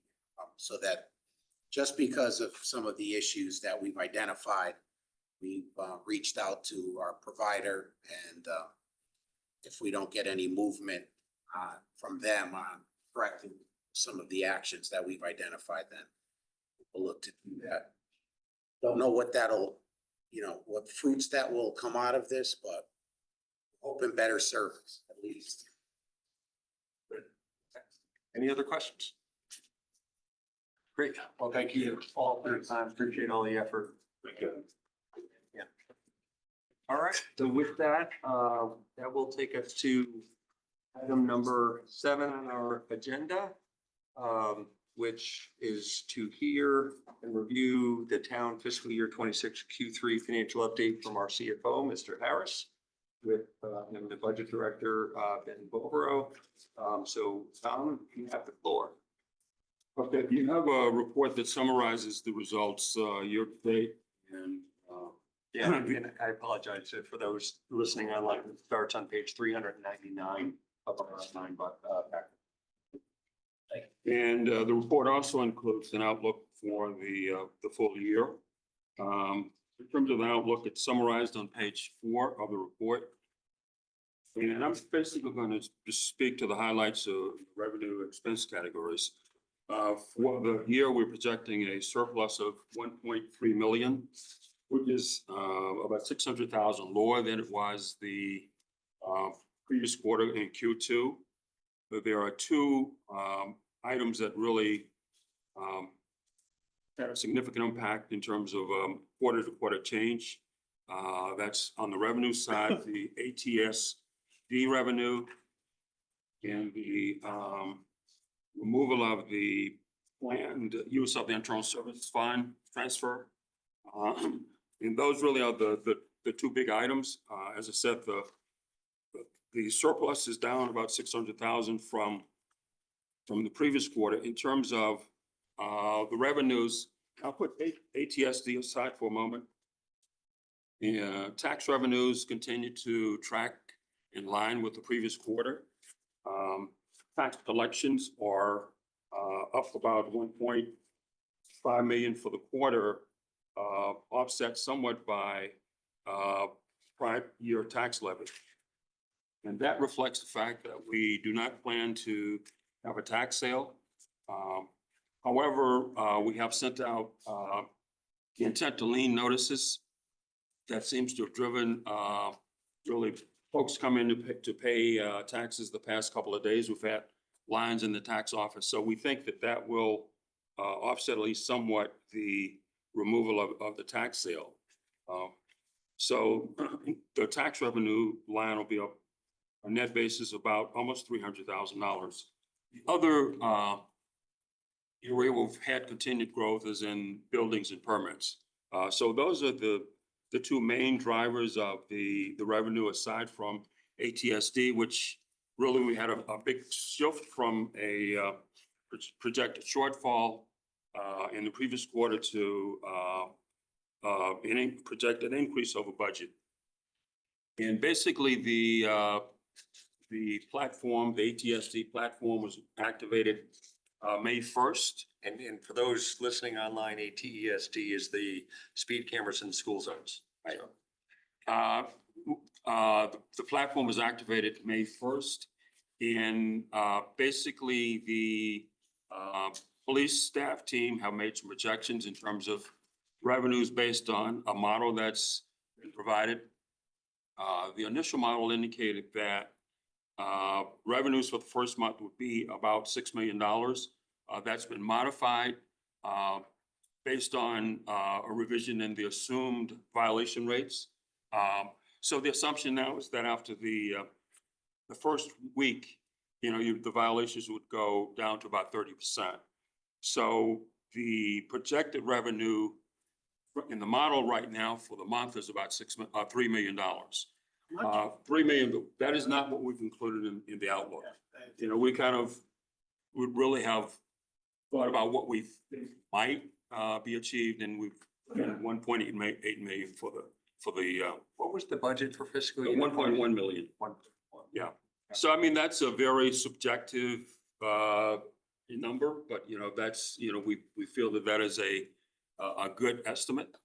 And we've collaborated with the police department. Now, Tom, are we on a cash or accrual basis with respect to this? Because if this fines don't start until June 1st, people aren't getting their notice in the mail, and then they have certain number of days to pay. We're not getting that payment until July, right? Yeah, but we're getting a report from the billing, the service, so the revenues are gonna be based on the report for the month. So it'll be accrual, not cash. Correct, Okay. yeah. Even if there is not is there an amount for non-collected amounts? I mean, because clearly not everyone's gonna pay them. There's gonna be kids getting this thing who are like, you know, have their little car and they don't have $90 in their bank account. Yeah, And that might not come for 3 years after they're sued in small claims court by the town of Fairfield. But I think there are a couple of things. One is, again, if you look at what we think the total revenues might be, we've been conservative there. So there is, there's some cushion there. But I also think, and I'll ask the deputy chief to speak to this, to the extent someone doesn't pay, you know, they cannot renew their vehicle, I believe. So there is a, yeah, so there is a factor there to be considered. And the state will make the money on charges for driving a car without a registration. But again, you know, it's, the service will be activated on a fee basis June 1st, and we'll have to wait and see. But again, I think we feel pretty comfortable with the numbers that we have. Hold on one second. I just want to do this in order. Mr. Rock and then Mr. Matola. I know we have a lot of stats from other towns. Do we have a collection rate from other towns that have gone before us on this kind of stuff so we can plan for one that we're not getting? Or Yeah, I think, you know, I'll have Deputy Chief speak to this again, but again, if you look at, if you assume the collection rate is, you know, a fraction of what we think the toll for the month will be, I think there's not a lot of risk in terms of the uncollected amount for the month, because we're really looking at a month. And not, when we get to the annual budget, I think that's something we should really have a closer look at. Well, and I think we'll have a trend by that point, because these are going out monthly, right? Correct, yes. No, Mr. Matola, and then Mr. Wall. I was just gonna say, when you pay the fine, do you do it electronically online? Is that how it works? Or do you send a check? Deputy Chief? Eddie? Deputy Chief, you're still on mute. I don't know if you can hear us. He was here. Oh, here he is. Yes, thanks. No, but he's on. Yeah, he just unmuted. Sorry, I was having trouble unmuting and I apologize. I had to run out. I believe there will be an online mechanism as well as able to receive checks. So Tom, your figure you're saying is certain questions have been asked, certainly good questions, but you're being very conservative. Based on, you know, what the model is, if you believe the model, which is based on data from other towns, we would appear to be conservative. So let's zero out the line item surplus for a moment. We still have a $567,000 projected surplus. Oh, yeah. I mean, I listened in a little bit on the Board of Selectmen meeting. These numbers are crazy. They are crazy. I mean, I took some notes. I mean, I don't want to take the steal. I don't want to steal from Deputy Chief Wyatt's to steal his thunder, but up and through like a day or two ago, 114,000 violations. yeah, and there, Deputy Chief, there does seem to be a little confusion in the public because some of the things that I've been reading online, following, trying to see how people are reacting. They're surprised that they're getting violations for traveling through a school zone in non-school hours. So there may be a communication opportunity for the police to make sure people are aware that this is being enforced 24/7. 365. 365. Summer school is in session. Yeah. Yeah.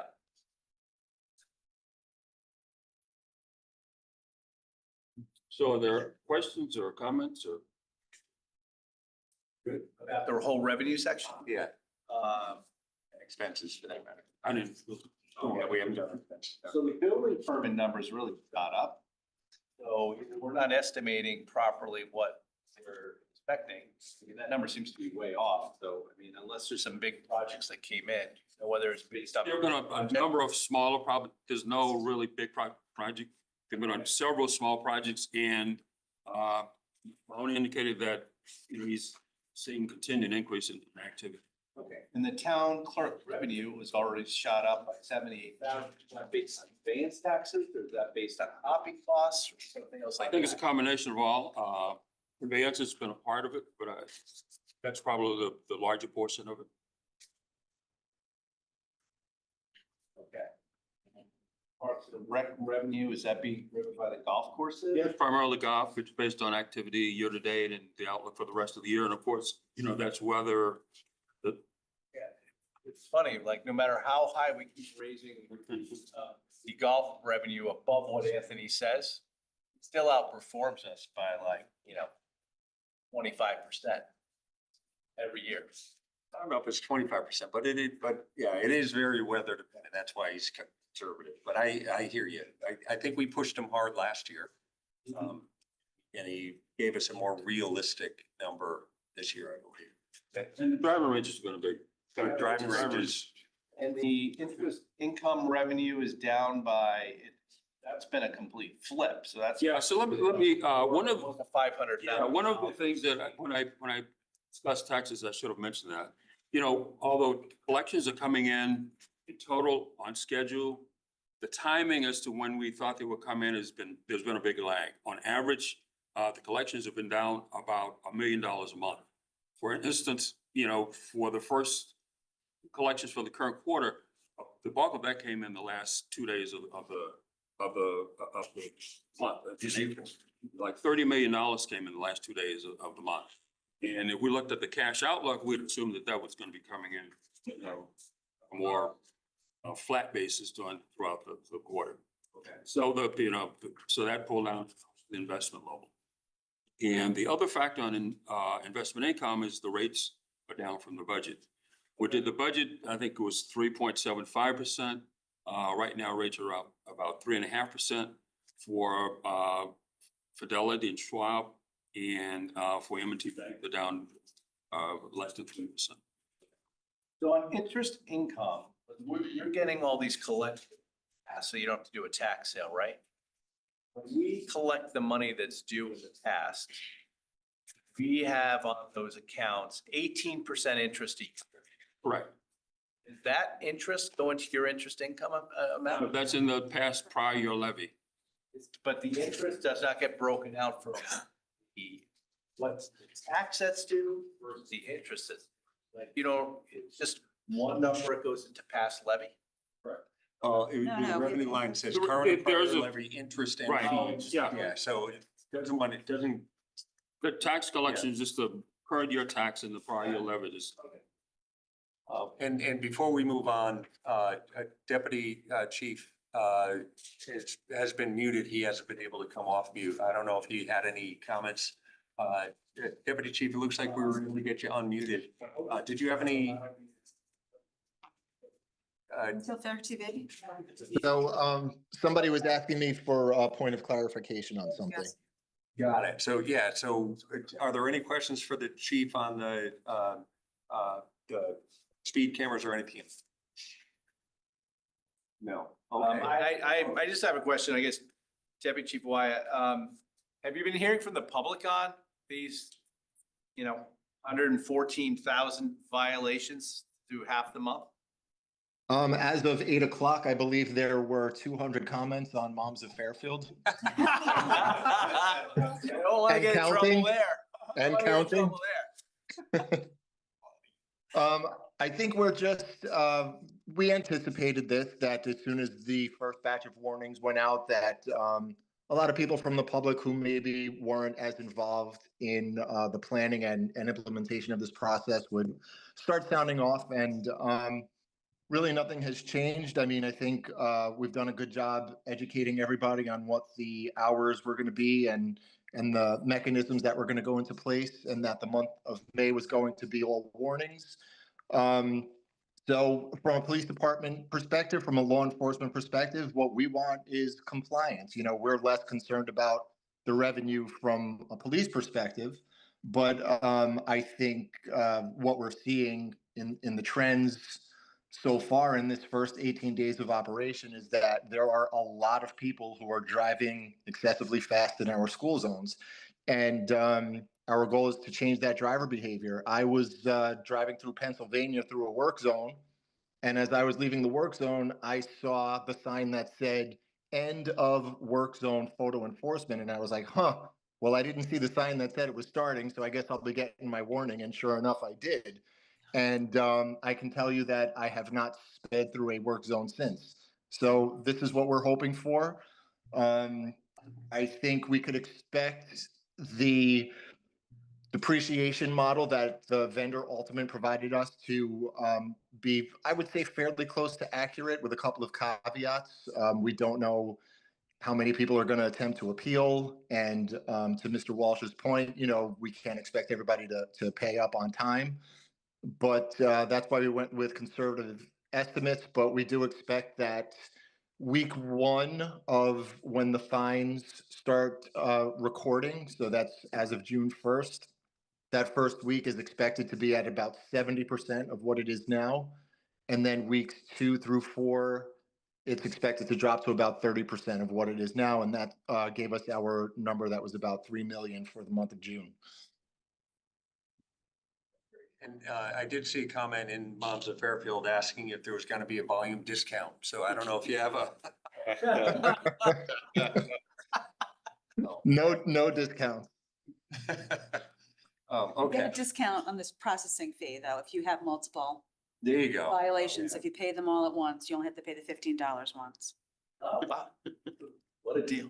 Okay, well, I think we can excuse the deputy chief.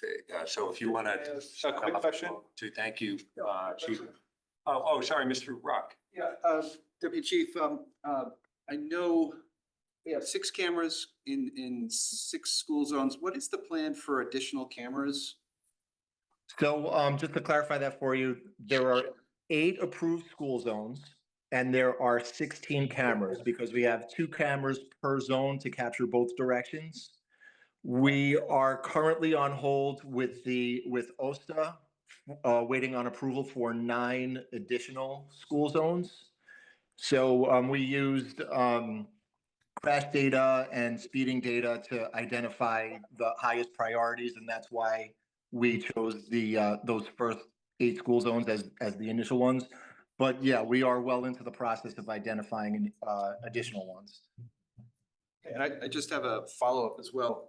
I know that you need officers to review these.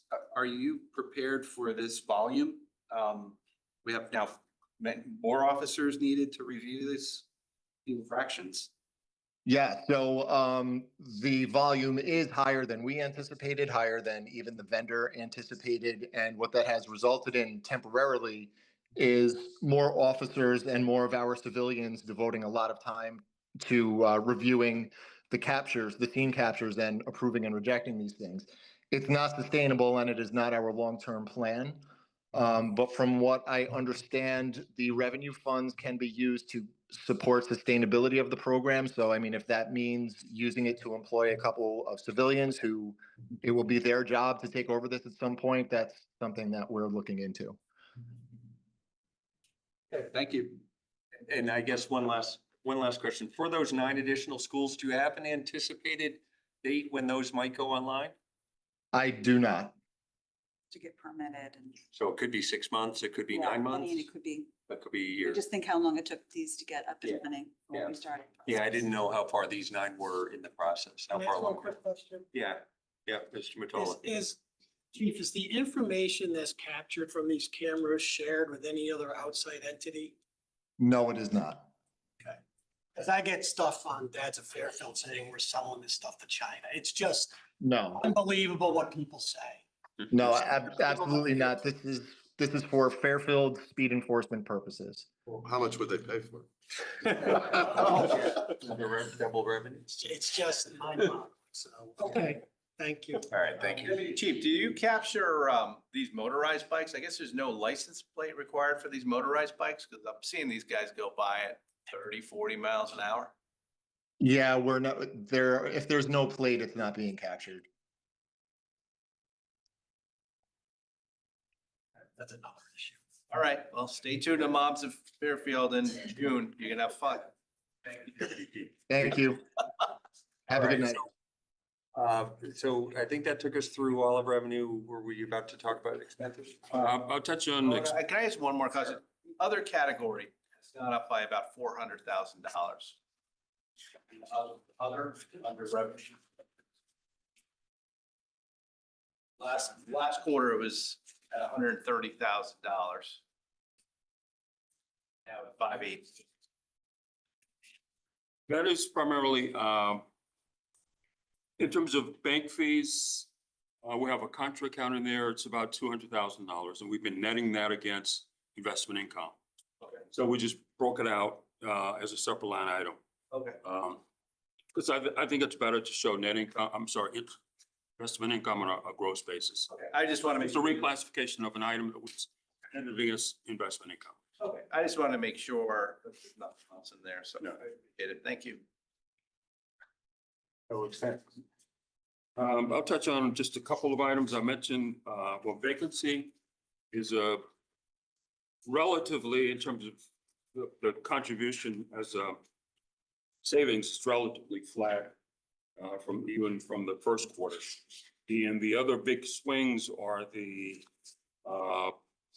medical expenses, which that benefit had been netted against the budgeted credit for the transfer from internal service fund. So that's been grossed up. And as I mentioned, last quarter, we've come to the point where we realized we're not going to have the funds in the internal service fund to make the transfer. And on the salaries line, that's basically overtime for the DPW and the fire and police. A big chunk of that is in the fire. And I guess they've had a number of people who've gone on leave, including an fireman who was called for military service. And so it's basically all overtime for those three groups. On your note for vacancy in finance. Controller vacant 7/2 to 9/22. That was old controller, the one before the mostly. How long is the recent controller been? Since 3 months. Yeah, April. April 8th. April. So you don't even have that listed here as. It's all netted, that's all, yeah, we've got a couple things in there. We have, the controller is, the old controller is in there. But we also have payouts. Then we have the internal auditor who is left, and there's a payout for that. My question is not necessarily in terms of the financial impact as much as it is the workload impact. And at what point do you consider, I mean, for me, CFO, I had a controller that quit or left or fired maybe 3 weeks. If I had one cycle that I didn't complete, I would, I'd be pulling my hair. I would. Well, look at my head. Well, maybe sit on your hands. I mean, but like, who's doing the work? Like, are you, how's that being spread out? Yeah, I think Ben has picked up a lot. We did hire a senior accountant, and we're behind, okay? And, I was afraid you're gonna say. yeah, but we're behind. So.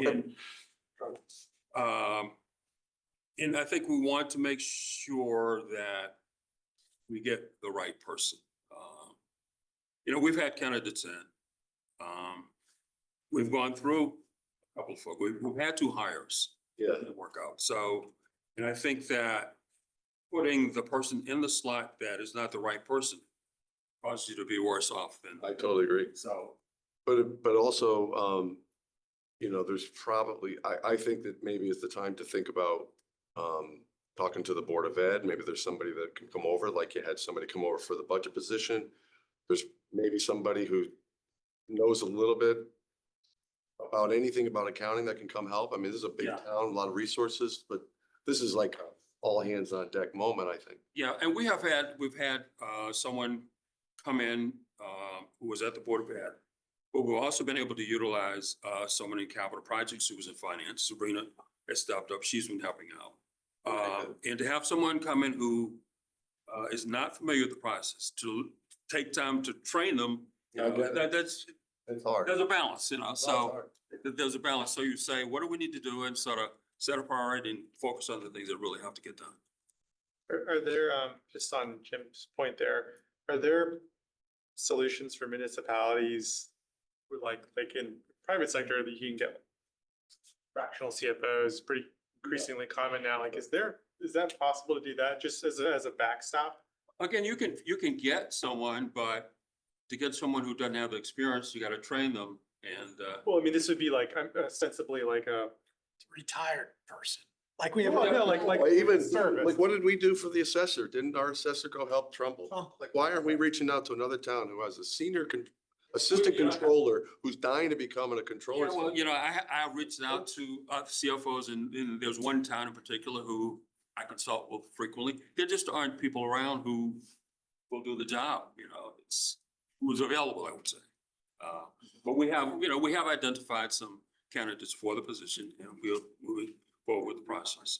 All right, well, I think we have to be. But again, believe me, I'm more anxious to get this done. I bet, but I hope we're pricing it appropriately. Well, you know, the Board of Finance is gonna set some parameters in terms of how we're gonna pay the people, so. Mr. Alec. A question, Tom. What's driving the expense savings on debt service? I think there are a couple of things. One is we do need to look at the amortization for the premium. I need to review that further, but when we did the budget, we had considered, I think, the possibility of using a third rating agency. So we have some savings in the fees there. But I think that we need to go back and take another look at some of the amortization for the premium. That might change a little bit, but not significant.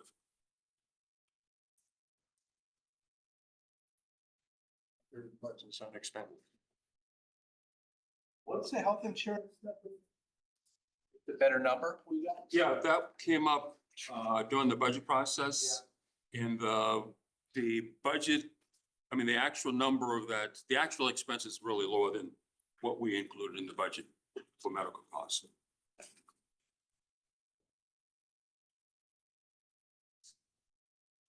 And how much money do we have to put into our fund balance in order, what's the estimate to? How much? 1.2, 1.2, 1.3. I think it was around a little more than 8 hours. Okay, so we're running close to that number. So we might not hit it. Like this, the way it's going the last 3 quarters, keep going down. Downward trend, you know,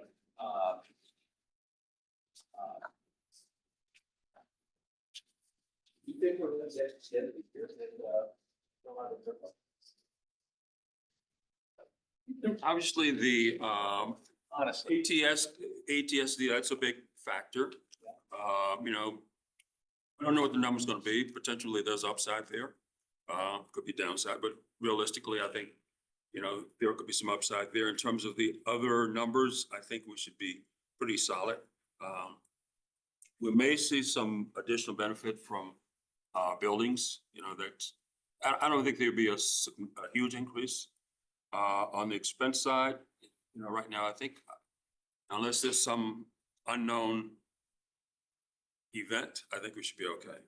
are we keeping positions now because of the number where it is right now? Are we purposely not hiring people? There's no hiring. Like, are you there's not no- to hire a chief? There is no hiring freeze. Position in your department? The open, We posted the COO position, okay. so we're not I mean, we waited for the budget to kind of get through pretty much being done. That's posted. So we're not waiting on anything to keep, it's important to fill these positions. Same thing with the positions in finance. We haven't, there's no hiring, there's no hiring. Regarding your churn number, obviously, I don't know how you exactly calculate it. Well, the easy part is You if, think those positions are gonna be vacant for the rest of the no, well, you look at, we look at position by position, and the easy piece to do is position that's been open for a period of time in the past. The guess is to have an open position for a controller, and you make a guess as to when it might be filled. But it's May 19th and we were talking about another 5 weeks, Yeah. right? So, yeah. So I mean, for the COO position, I expect that to be most likely vacant until the beginning of the next fiscal year. Can I ask a quick question? I know, so this says the 9 months ending March 31st. Yeah. Is that truly what this is, or is this up to like It's last week? The financials of, as of March. They are, this is as of March 31st. And years past we've been varied. It did vary. So I have a request to make for our next quarterly meeting. I know that there are some pretty strict rules around how the revenue related to the speed cameras can be spent. And I know that there's flexibility on timing. However, I think it's important that the town has a regular report that's generated that shows revenues and qualifying expenses. And I'd like to see that as a regular report in our quarterly results that show us making sure that we're spending as much as or more than that revenue. Because if it turns out that our first month's revenue is not 30% of the warning period and it's more, I want to make sure that we are paying attention to regularly tracking the revenue and making sure our qualifying expenses are satisfactory. Right, so, my understanding now is the expenses do not have to be incurred in the Yep. same period that the Yep. revenue, so. Yeah, it doesn't have to, you can always, inception to date for the Right. program, from June 1st to June 30th and then from June 1st to Right. next July, June 30th, it can be an inception to date program. And we have some work to do in terms of really getting our arms around the qualifying expenses. We know Yeah. what some of the big numbers are. Yeah. But we may be able to be creative in terms of some other expenses. Yeah, and I know it's generally related to road safety. But I would expect that the legislation would be clear enough where we should be able to know whether something does or doesn't qualify. If it's a gray area, we should ask the state sooner rather than later. And I copied you on an email today for the board's benefit. I actually reached out to our delegation to find out if there's any appetite at the state level to expand the qualifying list of expenses to go beyond road safety and perhaps be something like senior and disabled tax relief, veteran tax relief, something like that. So if this turns out to be a real juggernaut, the public is saying, hey, this is Big Brother and just a money grab and another tax from the man, we can say, yeah, but we're giving it back in tax relief to a certain population. So I'd like to see if that goes somewhere. I mean, aside from state legislation, we have this ordinance that the RTM passed. Yep. For how this funding is to be directed, and paving, we can put it towards staffing just to run the program. Yep. We had a conversation with the police department today at the Board of Select Persons meetings, seeing that's potentially a need. Yep. Sidewalk projects. Oh, yeah, there's no question. I think that. Find out what other towns. It'd be easy to, the expense should be easy to find, I would think, because. Totally agree. Yeah. Totally agree. I'm just saying that in the event that this actually does turn into a revenue juggernaut, that it would be nice to know if there's another avenue that we could help. So, I hope it doesn't turn into revenue. I think everyone hopes it In does. about a year or two, that people are getting used to it, because that's what I've been telling people, so. Well, that's- that way. And, that was our intent. We didn't want to do this to raise a ton of money Yep. to go just to tax people more. But look, if it gets to that point, where there's no change in people's driving habits, then I think the RTM and the town should think about unwinding the project if it's not doing its job, if it's just a tax burden on people. I mean, if it's just a fee, I mean, really, it should, I like these things because they're gonna make people slow down. If they're not, do something else, then figure another way out. Yeah. They're gonna make some people slow down though. I think They may not make everybody slow down, but they're gonna make. Okay, so I will say, I'm a little concerned we're gonna be doing what Greenwich did and stopping the program. well, they did that because they didn't follow procedure, right? So, but they're also understanding There's also starting. What's that? I'm There's sorry. also a large public outcry. Sure. Large. Yeah. Well, Yeah. see.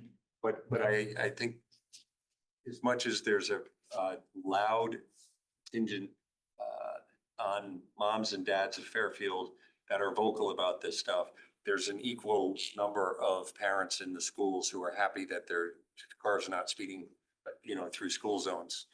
But 114,000 already did in 2 weeks. And They're learn. It hasn't had that effect. We'll see whether it does. Well, they just started receiving the notifications in the mail. I know. Today, so. I got one. One of my cars got one. I was gonna ask the chief to take a picture of the driver. I'm the same. Three kids Same. dividing. Oh my I wasn't home that day. Sorry. All right, so we're kind of slowing down our momentum. Anything else for Tom on the town results? Tom, appreciate all your work, then you as well, and please extend the thank you to your staff. Limited as it may be, but yeah, all right, so that takes us to item number 8 on our agenda. To hear, consider an act upon the reappointment of the independent auditors for fiscal year ended June 30, 2026. With us tonight, I think electronically, do I see, yeah, I know he was on, I thought I saw him earlier, Joe Santafanti from PKF O'Connor Davy. Do we have Joe? Yeah, you spoke. Okay, well, I don't see him. Tom, is this something you want to table, or is this something you want to through on Joe's behalf? I know he does have. Well, it's an engagement letter for the audit. The scope of services is, The backup for this item can be found at 446 online. the scope of services is the same as last year. I think the firm came on board as a result of a RFP in 2022. And the agreement goes through the end of the current fiscal year. There was a rate schedule in the RFP, and the current, the fee that's in the current proposed engagement letter is the same as what was in that letter, which is $141,350. Okay, Mr. Walsh. How is that the number? Like, did you go raise it by a certain percentage, or like, how does it come to 141,300? That was when the RFP was signed 3 or 4 years ago, there was an annual Increase. Okay, so that's the. Yes. And this amount is the same as this past year. He didn't raise it at all, but we should consider doing another RFP for the next year because I think it's time. Now, I think we looked at that, we did it 4 years ago, and I think we got only one. He was the only one. So But we should we still, should try to even do if, that. even if the same result happens, we should follow the purchasing policy. Yeah, and how did you determine 4-year cycle or 3 years? I just think when we, 4 years ago, that's. You decided it's not like the policy or. I think first of all, we like Joe. and Yeah. We didn't get a lot of bids on it, and I think standard normally would do it in like 5 years. Good. So that's all I can. Okay, I mean, this looks exactly the same from last year. With the exception of the contractual increase for inflation, which. So can I get a motion to accept the reappointment of the auditor for the fiscal year ended June 30th? Mr. Walsh, is that your motion? Yes. Thank you. Is there a second, Mr. Rock? Okay, great. Any other discussion on this point? Oh, all in favor? All right, 8-0. Thank you. And you'll let Joe know? Thank you. All right, so the next item on our agenda is old business. Starts on page 462. I think we have a couple of hard copies here. Tom, do you want to take us through that? Some of these are still open, some of these are closed. Page one, the first two items were addressed in the quarterly report. A breakout of the ATSL revenue. Yep. And to add the columns to the report. Yep. DOE added the columns, DOE quarter did versus that, yeah. quarter, that was addressed. Okay, Dwight School reimbursement rate, we got some detail on that tonight, but I'll follow up with Representative Leeper to get a better understanding on exactly how she understands and can explain the process of eligible square footage and how that may affect our number. And to the extent that she can provide that information to this board at either our next meeting or meetings in June, I'll try and do that. So, okay. The next item will be September quarter, the capital plan. Yep, we're not going to be addressed until September, right? Correct. And Mr. Penley, this was actually your item. Do you want to make sure that you and I touched on this briefly, that you had a clarifying point? Oh, yes, okay, and the backup to the capital plan, there's usually a page that has the bond payment schedule, and then it's sort of on the side, it'll show like, okay, debt service as a percent of the budget. What I was wanting to see was maybe it's not appropriate for the capital planning workshop. What I was wanting to see is kind of like as the debt service component increases, what is being edged out?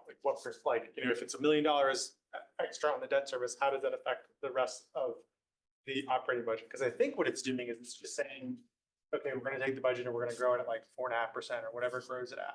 I'm not sure if So there is there's a page in the capital planning workshop. I can picture it in my head. Yeah, and it's sort of like, looks like printout of a spreadsheet, and what it has is the payment schedule. Okay, so all the principal interest payments for a year, all the debt service. right, yeah. And then it has on the side another schedule. It's saying, okay, so $27 million, 2026. And the budget for 26 is $4 billion. And so that's, 6% of the budget is debt service. Okay. And then it shows you over the next 20 years.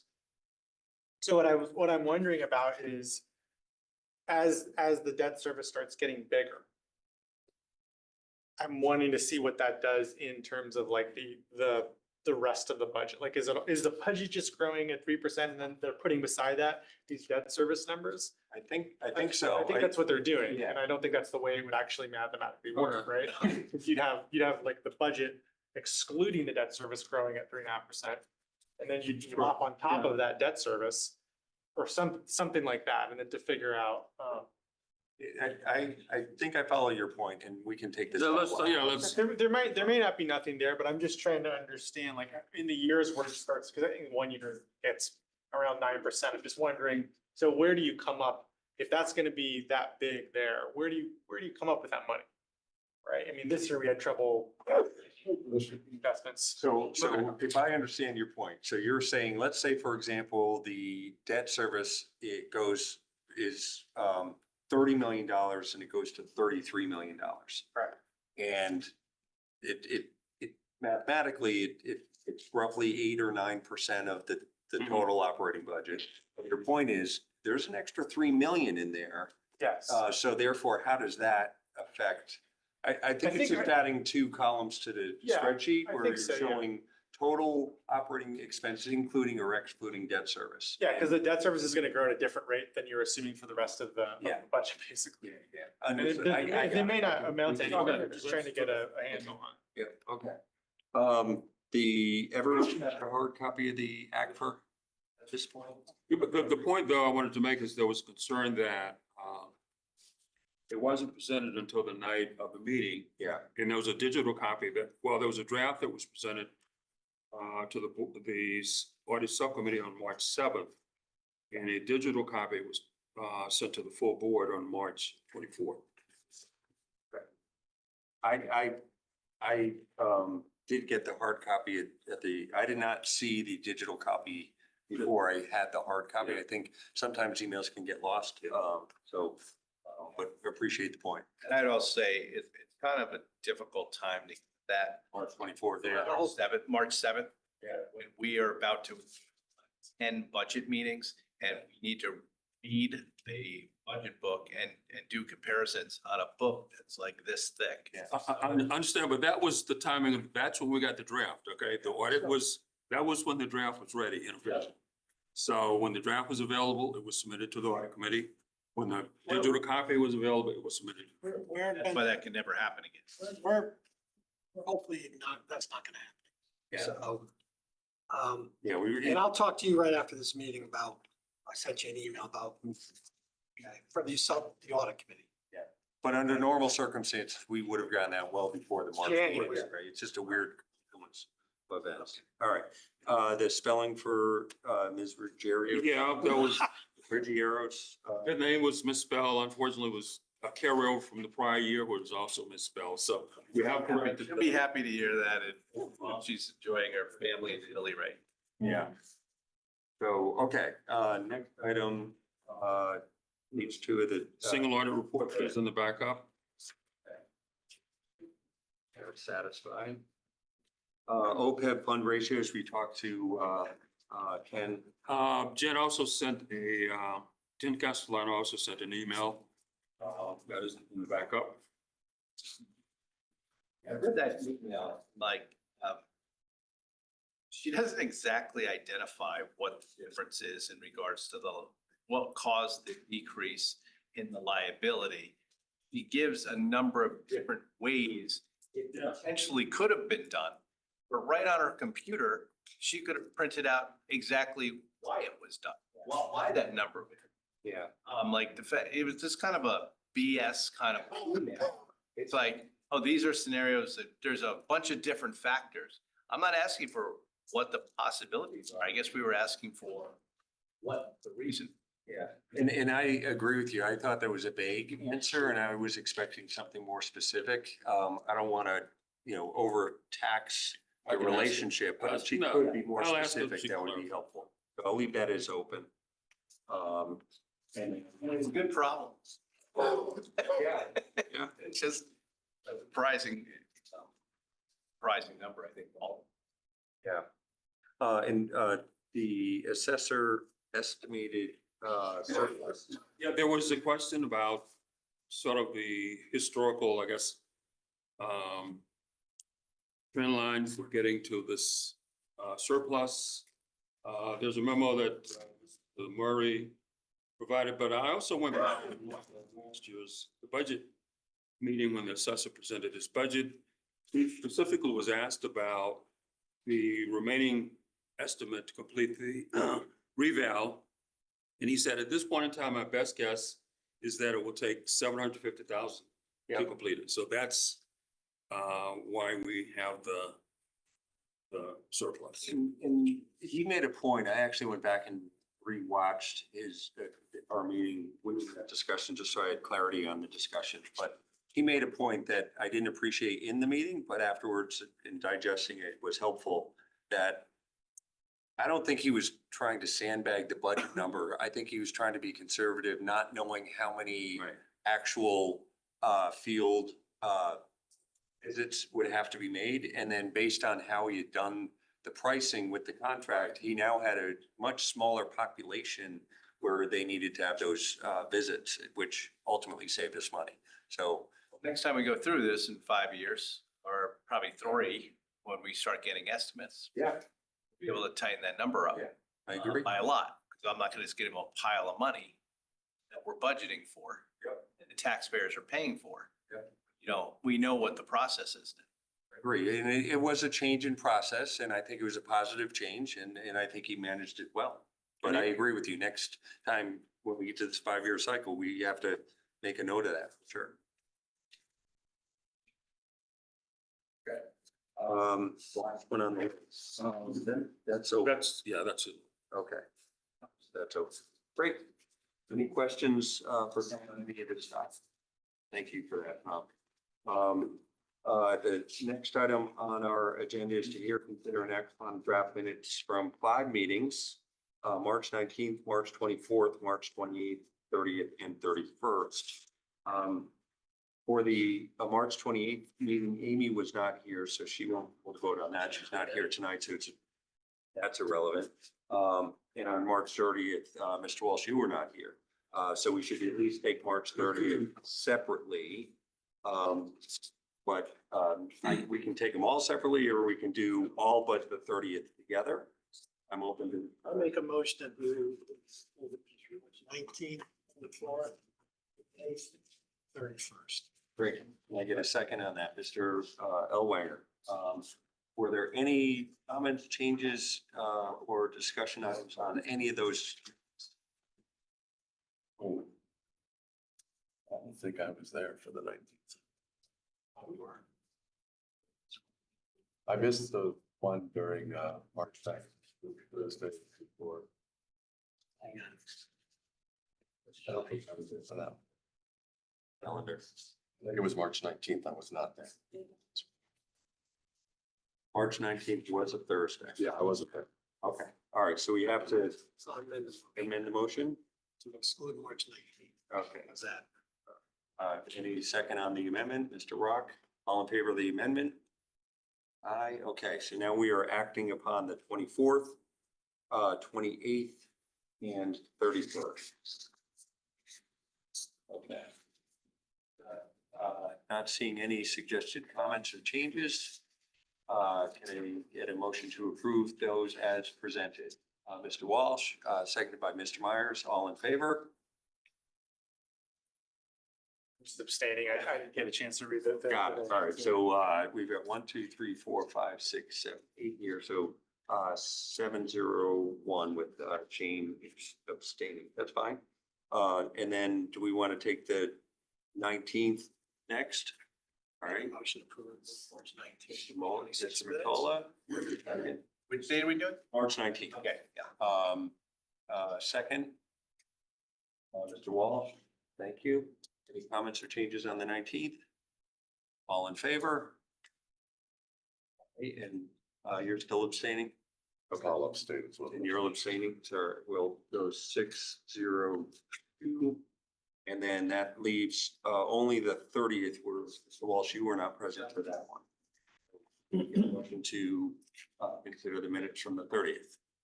Mr. Rock, seconded by Mr. Myers. Any comments or changes on the 30th? All in favor? 2, 3, 4. 7 with Mr. Henley. Oh, sorry, 601. With Henley and Walsh abstaining. Or 602. 602. 602, thank you. All right, so last item on the agenda before we adjourn is to hear. That's a good question before we get. Weren't we supposed to get a BAA or Ross Murray because the BAA guy told you that he could not? Yeah. That's correct. So, Mr. Rupert is the chairman of the BAA, and they're in hearings, so he couldn't make it. I had invited our assessor, Ross. He couldn't make tonight, but he had been providing the status updates, which I had been forwarding via email to everyone. So I think you can correct me if I'm wrong, but my understanding is that they're on track to finish in the next week. Yes. And we should have final assessment numbers, grand list and all that stuff. Today is what's today's date? The 19th, so we should have it within a week, right? Do we have any sense of where we stand? Are we over our $120 million already? I don't think so based on the email. Okay. Based on the information the assessor provided, no, we're okay there. But we should have numbers. If we get them roughly a week from today, that'll leave us Thursday, Friday. And then we meet on June 2nd to actually set the mill rate. Yeah. So I'll make sure that once we get that data, it goes out to everybody in advance. I'll make sure, I already talked to Ben and Tom about having that, if you can remember the mill rate calculation, that spreadsheet, the bottom half of it, all pre-populated so we can know exactly how the mill rate might behave with or without that 900, whatever the number, thousand, that we can deliberate on how to handle. So we'll have that in time for the meeting. But okay, and then here, consider act upon communications. I know there was one email that I want to bring up tonight, but is there any others that you're aware of? No? All right, so Mr. Walsh, you had sent an email to the board earlier this evening regarding an item that's before TPZ, and you wanted to us to potentially schedule a special meeting to bring in the TPZ and economic development. Is that correct? Yeah, to bring both. Is I've been watching some of these TV commission meetings. And all in regards to Public Act 25-1, which is also known as House Bill 8002, which will allow units of 15, if a building is built with 15 units or less, any building, residential building, any residential component, to have 0 parking. Meaning that those 15 units, which could have 2 cars, would be 30 cars per unit or onto the streets. Which, but there's one caveat as part of that, which is by July 1st, the TPZ commission could have voted to have up to, doesn't have to have 2, but you could have up to 2 areas of parking mitigation areas in your town. And the total land area of those 2 areas can't be more than 8% of the land of your town. The question is what they're debating is whether to have any parking mitigation areas, and if so, where to put them. So help this board. So I just want to, I'm going to try to tell you why I think this is important to this board. Yeah. Because they are talking about the center, Post Road area. Some people don't want it. Some people on that commission don't want it to be that area. Some people want it to be Reef Road because they want there to be less Fairfield U housing built down there. There's other areas like Southport being looked at. I don't think Black Rock Turnpike's really being looked at for some reason. I didn't watch all of that conversation. But if they don't do something by July 1st, our own TPZ director is telling, there's plenty of parking. There's plenty of parking. And even some of the commission members have said, there's plenty of parking. You can park on all sorts of properties that are businesses. No, you cannot park on those businesses because those businesses don't want people parking there because if someone slips or trips on their property, it's a liability claim. They don't. They want to save that parking for their clients. But anyway, bring it back to how this is a board. Why is the TPZ commissioner director has said, the town could just build parking garages. Really? Parking garages in our downtown. Number one, where? Number two, how much money? No one's really looking at this. So I see it as being both a revenue issue. I talk about just quickly. Sure. And an expense issue. I just want to talk globally. Okay. The revenue issue is if the downtown, like if I own a parcel downtown, I'm like, okay, why don't I start building residential above it? Since the town seems to, the law allows me to do it. I don't need any parking. This is great. Now people are parking there because they live there. It's going to flood Post Road and other parking areas. Where's there going to be parking to go to restaurants in this town? Or to go to the community theater? Or to go to any merchants all along Post Road? There's going to be no place to park. So This is, I mean, Yeah, I just, please, this yeah. is a town planning and zoning issue, and I would suggest if you have concerns, have you gone to that? board? actually, I mean, in terms of right now, in terms of the I will deliberation, actually disagree. Here's what I think. I think there are departments in town, and I think you should take a leadership, Madam First Selectwoman, because we're allowing different commissions and stuff to everyone work in their own silo, okay? So they're doing stuff because they wanted it. One of the guys actually said on the commission that he wants to do the Reef Road thing to prevent Fairfield U. The way he was mapping things out to prevent. I don't understand why, if I was you, I mean, what I've seen Ken Flato do and I've seen other first selectmen do is take a leadership role and say, I want this to happen in the town, and show up at the meetings and take a leadership role on that. And I think you should be meeting with your town attorney of what do we want to do? I think Post Road needs to be protected. I think if we allow all this housing parking to be all over Post Road, you're gonna kill the goose that lays the golden egg. And I don't think that we have money to be building parking garages, let alone where? Where are we gonna build them? On the green downtown? We're gonna put a 4-story parking garage there? We're gonna double deck the train parking on both sides of the train station? You know, that's multi millions of dollars of bonding that we don't really have bonding capacity for. So it's not so the revenue point that you make relates to the merchant's revenue. Without a doubt. But you. And if there's no parking, Potential parking. there's no parking, those valuations on those properties for the merchants, it's gonna sink. Yeah. At the next revaluation. Is this a TBC sole issue? They make the decision by July 1st? Is that what- Yes, and they're not even getting, and I'm not sure why. They've supposedly asked for town attorney help. They're not getting any.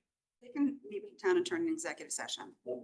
Have they asked to? And some of the members have said they've asked to, and that they're not getting the town attorney.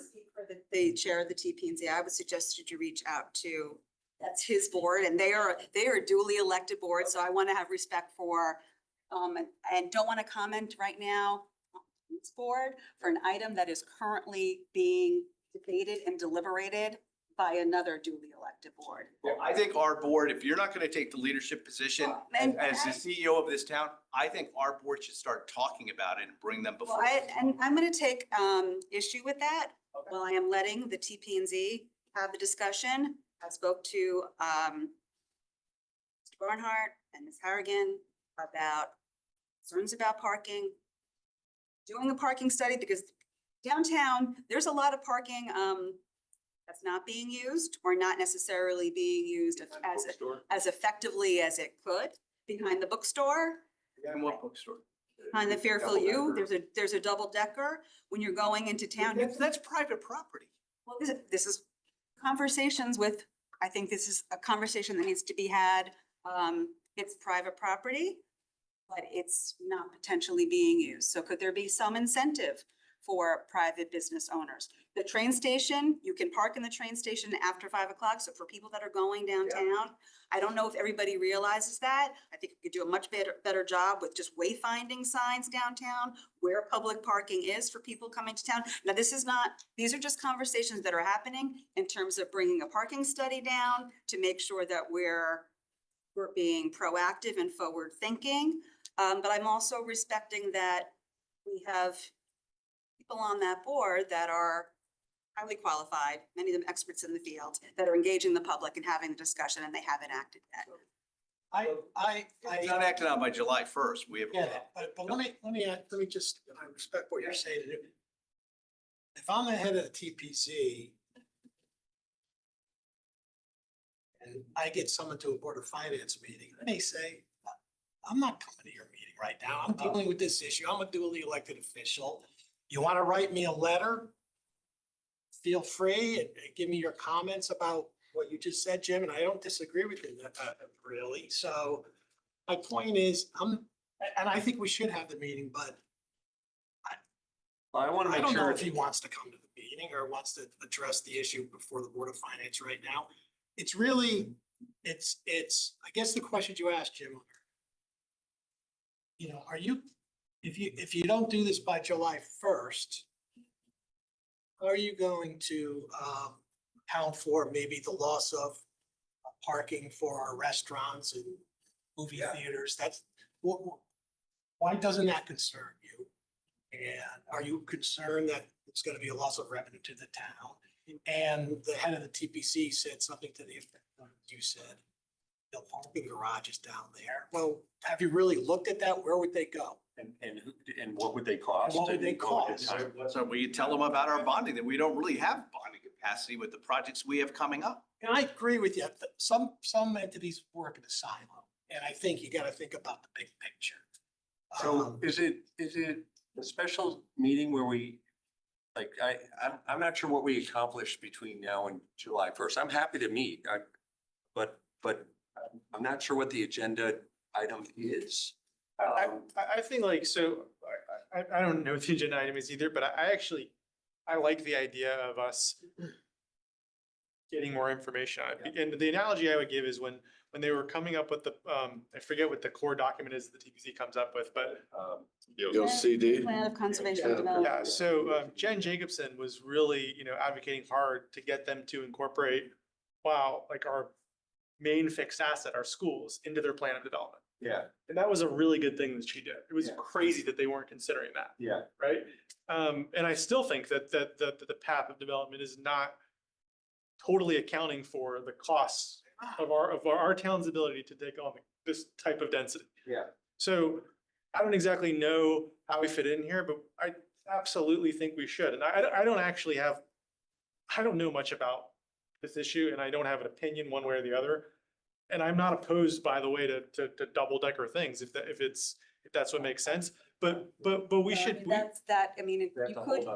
could add. But we should another understand, level to the we should plan. understand, because if it is something that would actually like really collapse, the value of downtown, that's a big deal. And if it's something that we'd have to go out and make major capital expenditures to make it sustainable, that's a big deal. And why wouldn't we want to just to know about it? And perhaps it's not bringing on the commissioners, but we should certainly be able to call in Mark Barnhart and Right. But they're not making, Mark and Emmeline are not making the decisions. But This is- Emmeline advises the but TPC on But this, this is, reach out to Tom Corsillo, and have the discussion, but they're actively discussing this, and if you want to know more, you can go to their meeting and. But I'm ask saying, are they actively discussing are they actively? Express the concern that we have Or ask the raised questions about to them. potential costs to the town. I just think getting some information from the town departments is certainly within our purview, Sure. if it's gonna have an implication on the town finances. And I don't know that they are discussing these aspects of the TBC. I don't watch TBC meetings, so I Well, shouldn't talk about it, but. You can ask, it's not that easy of an issue. It's not just the parking. If you're basing on what your zoning regulations are, you're impacting, gonna have business on the ground floor. Is it gonna be mixed use? And if you limit parking, are you possibly limiting future development? Right now, this is tax revenue. And We want to maximize I our agree. commercial district. I appreciate And I that. know that Emmeline and Mark Barnhart has spoken to you about how small our commercial footprint is. And if you want to maximize the square footage or the square miles, you may have to go higher than most people are used to right now. So definitely have that conversation. And I think that in speaking with them, that needs to be a larger community conversation about some of this, because I think there's a knowledge gap within the public, and I think people have questions, and I think that concerns raised here, concerns raised by the public, concerns that I have, I think are valid. And there needs to be some educating going on about some of the bigger zoning. I totally appreciate it, and I'm not even close to knowledgeable on the issue. I was reading an article the other day that was talking about the housing crisis in America in the New York Times, and one of the key points they made is that, one of the zoning regulations that really makes building housing hard, it's parking requirements. Yeah. But I think that there needs to be a communication between the goal to build housing, which is, I'm not some sort of housing crisis denier at all.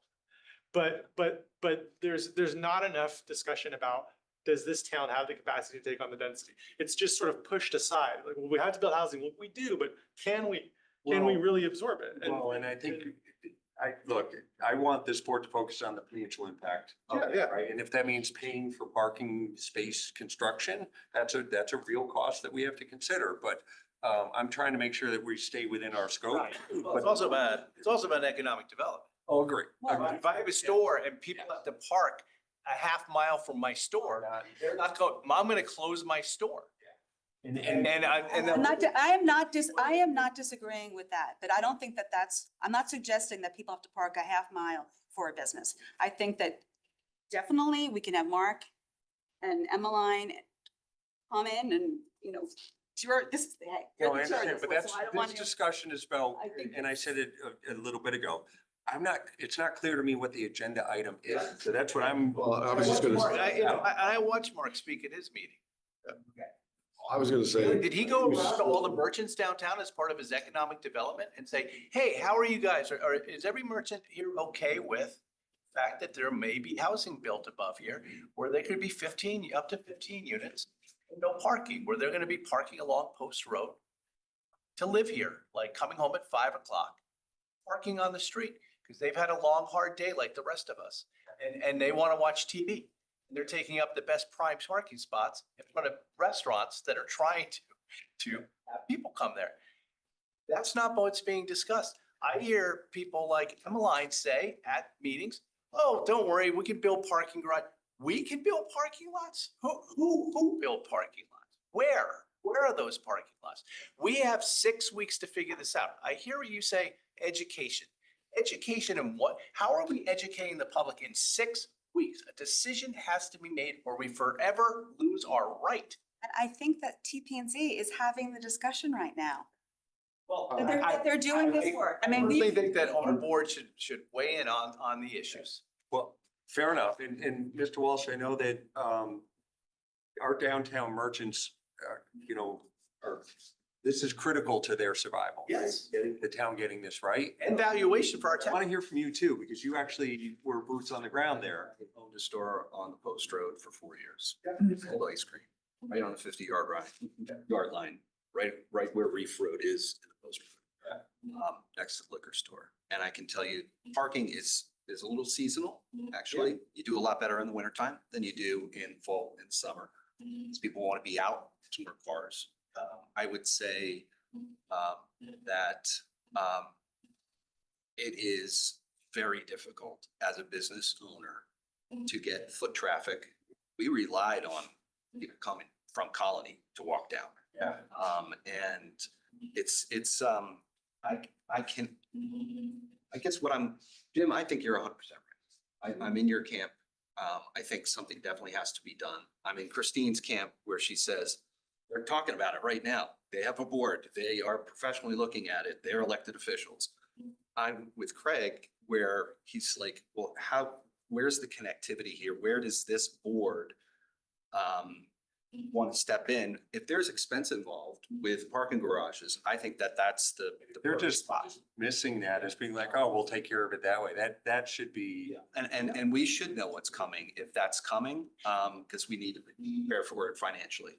So I think if you're looking for a way to put a meeting together, maybe that's it.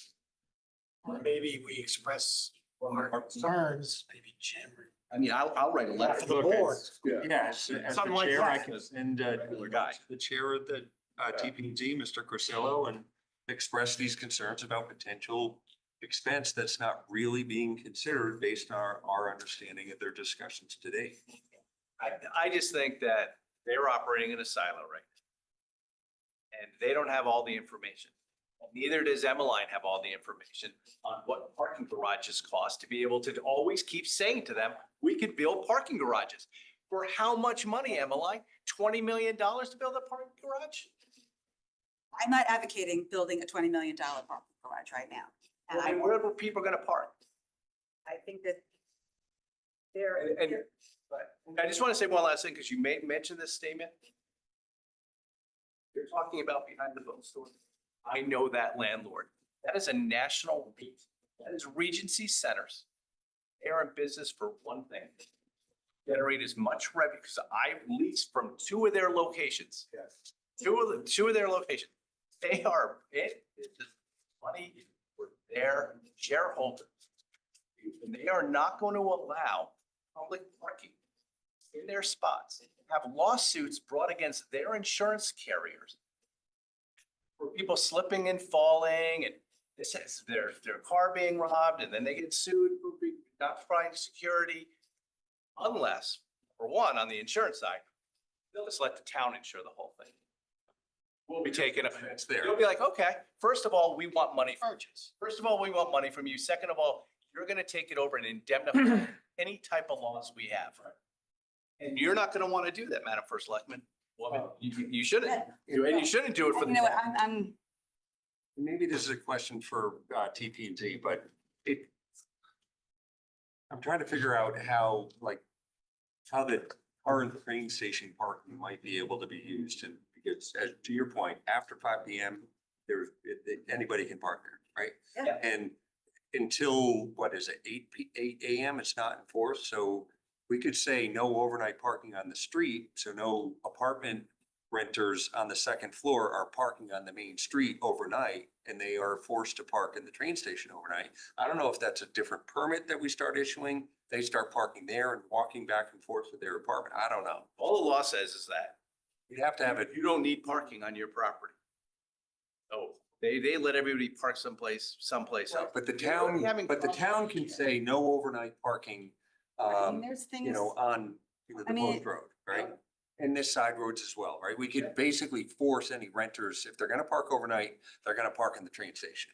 How could you force that? I've not to- Because you ticket somebody who parks overnight. Oh. So like they would force, unless they're gonna get a ticket every night, they're gonna have to park someplace, and we could allow overnight parking at the train station. Maybe that's a different permit, right? Or something like that. There are ways that it can be handled, but the main thing that I heard tonight is there's a concern that whether it's the TP&Z commission or the department is kind of flippant about, we can build parking and not really taking into consideration that's a real expense that can't just be flippantly kind of thrown out there. And why they don't think this could be a potential hit on downtown businesses. Right. Maybe they have an explanation. I don't. Well, and some of the conversations is that having people live They'll go frequent. Having people live where there's businesses is actually good for business, that people will go to the restaurants, they'll go to the bookstore, they'll go get ice cream. They won't necessarily need to park, they'll walk. And I think that looking at, and I don't want to belabor this issue because it's a very important issue and it's not on the agenda and it's not really. Right, no, look, this is a community discussion. You know, I get a little crazy about that. No, I understand, but this is in response to communications received, and it was a discussion about whether we were or were not going to schedule a special meeting in June before the July 1st deadline, and this is all very relevant. So what are we gonna do? Do you want a special meeting and bring the TPZ? Or I suggest the night of the vote in June 2nd, we put it on the agenda. And we don't have to have a special meeting. That meeting to set the mill rate, with all the schedules Tom provides, is normally a pretty pro forma situation. We know what the budget is, we get. That's all it's on the agenda. Yeah. We do that. I don't know if there's anything else you're gonna have on the agenda. I don't think we have anything identified at the moment, so. It could be something we do after we set the mill rate. And then have that person express our concerns and ask questions. At least we give them the information that. Why don't we invite Emmeline and Mark to our June 2nd meeting for an open discussion on their understanding of the status of this thing and how it might relate to town expenses. Should we have the commission? I don't know if we can. I don't know if we can. I mean, we do invite the Board of Ed, but we don't. I'm sorry. Yeah. I would prefer that we at least, I agree with that's, the June 2nd agenda. But if we could at least forward Mr. Walsh's. Oh, absolutely. Well thought. Thank you, yeah. To Barnhart, all these people they're going to invite, so that they can at least be thinking about what we're thinking about. Discuss things. We discuss Mr. Welch's So, email. If everyone's okay with it, what I will do is take your email, Mr. Walsh, I will forward it to the chair of the TP&Z, Mark Barnhart and Emmeline. just TP&Z meets on June 2nd. They have their own. Oh, they meeting. have their own meeting on June 2nd. Okay. Then we'll have to have a special meeting. You know, their meeting. It's worth it, I think. So I personally do. for what you're saying with forwarding Jim's email, is it? And I would just try and put like one or two sentences out of it, say, this was a discussion point during our communications section tonight. Our concern is that there may be an adverse impact on revenues, merchant revenues, which would then deflate property values, which could then, and then secondarily, potentially large expenses related to parking solutions that the town might be cornered into bearing. And Yeah, I mean, I get, what I was gonna say is it like when we did the capital group for Dwight, does it make sense to send, maybe Jim's letter is enough, I'll read it again, to just send a set of questions so that they can come, so it's, you know, like, I mean, look, I'm probably the guiltiest of this, but you get into these things, you start going down every corner, like, so we just have a set of sort of interrogatories that they're responding to, and then, you know, I think it should be more open. I'd like. I think it's gotta be I'd like to have an dialogue. loose. I'd like to know for Mr. Barnard to tell me, yeah, and you're wearing your economic development hat. Tell me how this is gonna be good for the downtown merchants, and have you done a survey, walked door to door, talked about this issue? So you can accurately present to TPZ and to the economic development. What is it, a department? It's not a department, it's a commission. And have them come up with a recommendation. Yeah, I mean, to me, like the nexus question for us is their belief that it's a viable project dependent on the belief that you can build a lot of parking elsewhere? And if that is, what's that gonna cost? That's and your question as well, but like those are the two. Yeah, and location too is, Yeah. I really think. I will personally tell you, when I have friends come to town and I take them downtown for dinner, whatever, all of them, without anything, say to me the following: you guys are so lucky downtown. It's a great downtown. You are so lucky. I don't have this where I live. We go to restaurants that are solo strip center things, and you guys actually have like an old mom and pop downtown. And you don't know how lucky you are. Like if I lived here, I'd be walking this every weekend or, you know, whatever. And I'm afraid we're gonna kill the goose that laid the golden egg. I mean, you understand, you had a business down there. I had people Has some people downtown. parked in front because they couldn't find a spot. They're running in to grab something and running out. Same with Nordic Fish, they do the And same. a lot of people come from out of town. They don't know where to park. The signage is terrible. That- I mean, know that- that can be addressed. That's easy That's stuff. an easy, That's so it's like people saying there's no place to park. Meanwhile, they just may not know where they can. 100%. And you'll, That's part of the solution. And there are what parking. comes, a lot of what comes to our downtown, believe it or not, is from other towns. Sure. I mean, there's a tremendous amount of transport and Trumbull. Part of it. All the kids, see, half the kids downtown, they're not from our town. They're from other towns because they want to be in our downtown. And it's amazing. It's amazing. Trumbull kids are always in our downtown. I have one tangentially related point that I want to ask you. Mhm.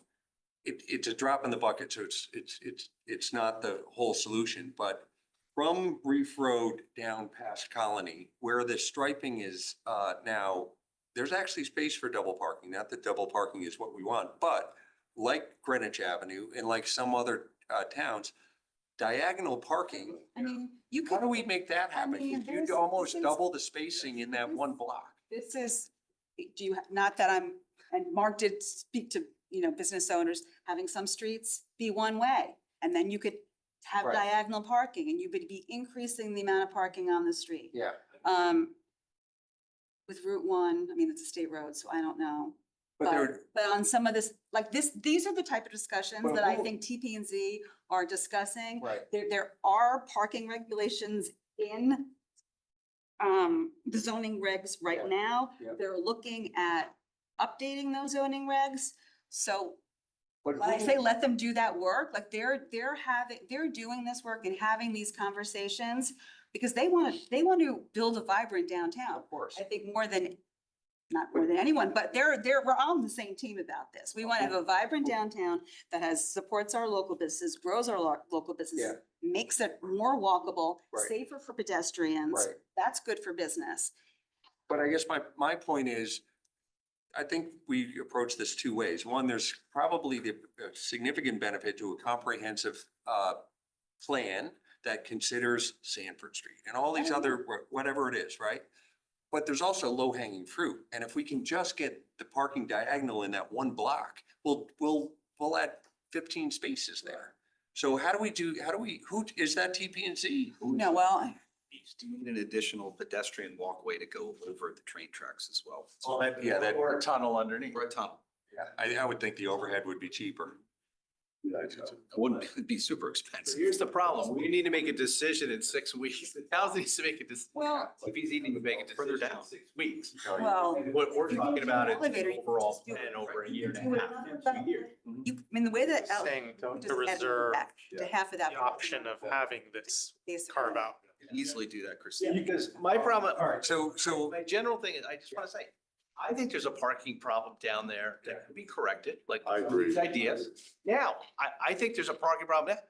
What I'm afraid of is we don't reserve this right, or they don't reserve it, right, TPZ. we're concerned about You're it. gonna have a worse issue. Yeah. That's gonna destroy the downtown. They can't back the town into a situation where the only solution is for the town to build this grand parking Or multiple. structure or multiple ones. Yeah. Absolutely.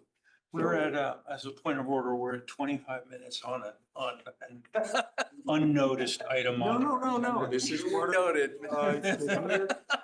on any communications. We're That's- skating. And I have to go. We're on the edge, so. I mean, Okay, so with that in mind, it's a communication by something. we can't do June 2nd because that's a conflict for them. Do we want to go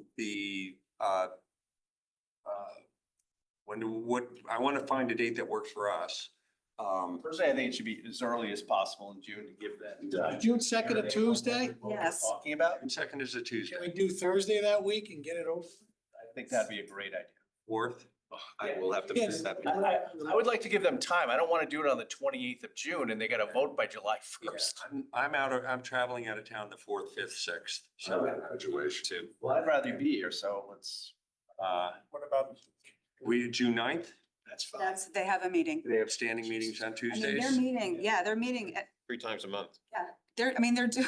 No, I get it. They're busy. How about the June 11th? Thursday, June 11th. Sure. We can do that. Okay. June 11th. Yeah. Okay. Special, so I'm gonna take, here are my follow-ups. Taking your email as kind of a forward, I'll extend an invitation to Mark, Emmeline, Tom Corsillo as chair. Let them know we're scheduling a special meeting on the 11th. We're concerned about revenue impact and expense related to parking. Town paid for construction. Okay, I'll get that out in the next 24 hours. That'd be great. Yes. We had one other communication we all received from a man named Ted Anvil. Okay. About fully disabled veterans being exempted from property tax assessments under Public Act 24-46. The research I have done tells me that that is not discretionary. The town has had to implement Public Act 24-46. Am I correct? Exempting. Are exempt from what, property taxes? Yes. Or disabled veteran. Yeah. He seems to think it's discretionary and that the RTM has to vote on it. The RTM has to vote on it. Really? Okay. Would you like to give that to? No, we're talking about it. We've had conversations with the tax assessor and. No, I mean to Mr. Anvil. No, It's not our thing. He sent it to us or just. Yeah, we would- He sent it to us as an FYI, but he also reached out to the other bodies. Okay. So I don't. Good. What do you think? On Zoom. He's on the Zoom. Oh. Oh. Oh, there it is. So I think. Is it possible to get Mr. Anvil unmuted? Okay, Mr. Hey, Anvil, Ted. did want to let you know, I did want to give you a moment to chime in, but did want to let you know that we received your communication. It is an item that requires an action by the RTM. And the first select person confirmed that the RTM is discussing the item. They will be. They're Or they will be. actively. It'll be part of their discussion item. No, I appreciate that. Thanks. I was just following through and going through the website, and one of the recommendations was to the Board of Finance, and much as I believe you mentioned earlier, some of the discretionary funds or how to fund it. I just wanted to make aware of the conversation throughout. Yeah, and we appreciate that. Okay. Thank you very much. Thank you. All right. That wraps everything up. Motion to adjourn. Mr. Myers, second by Mr. Walsh, all in favor? Unanimous. All right, 10:30. 30 minutes.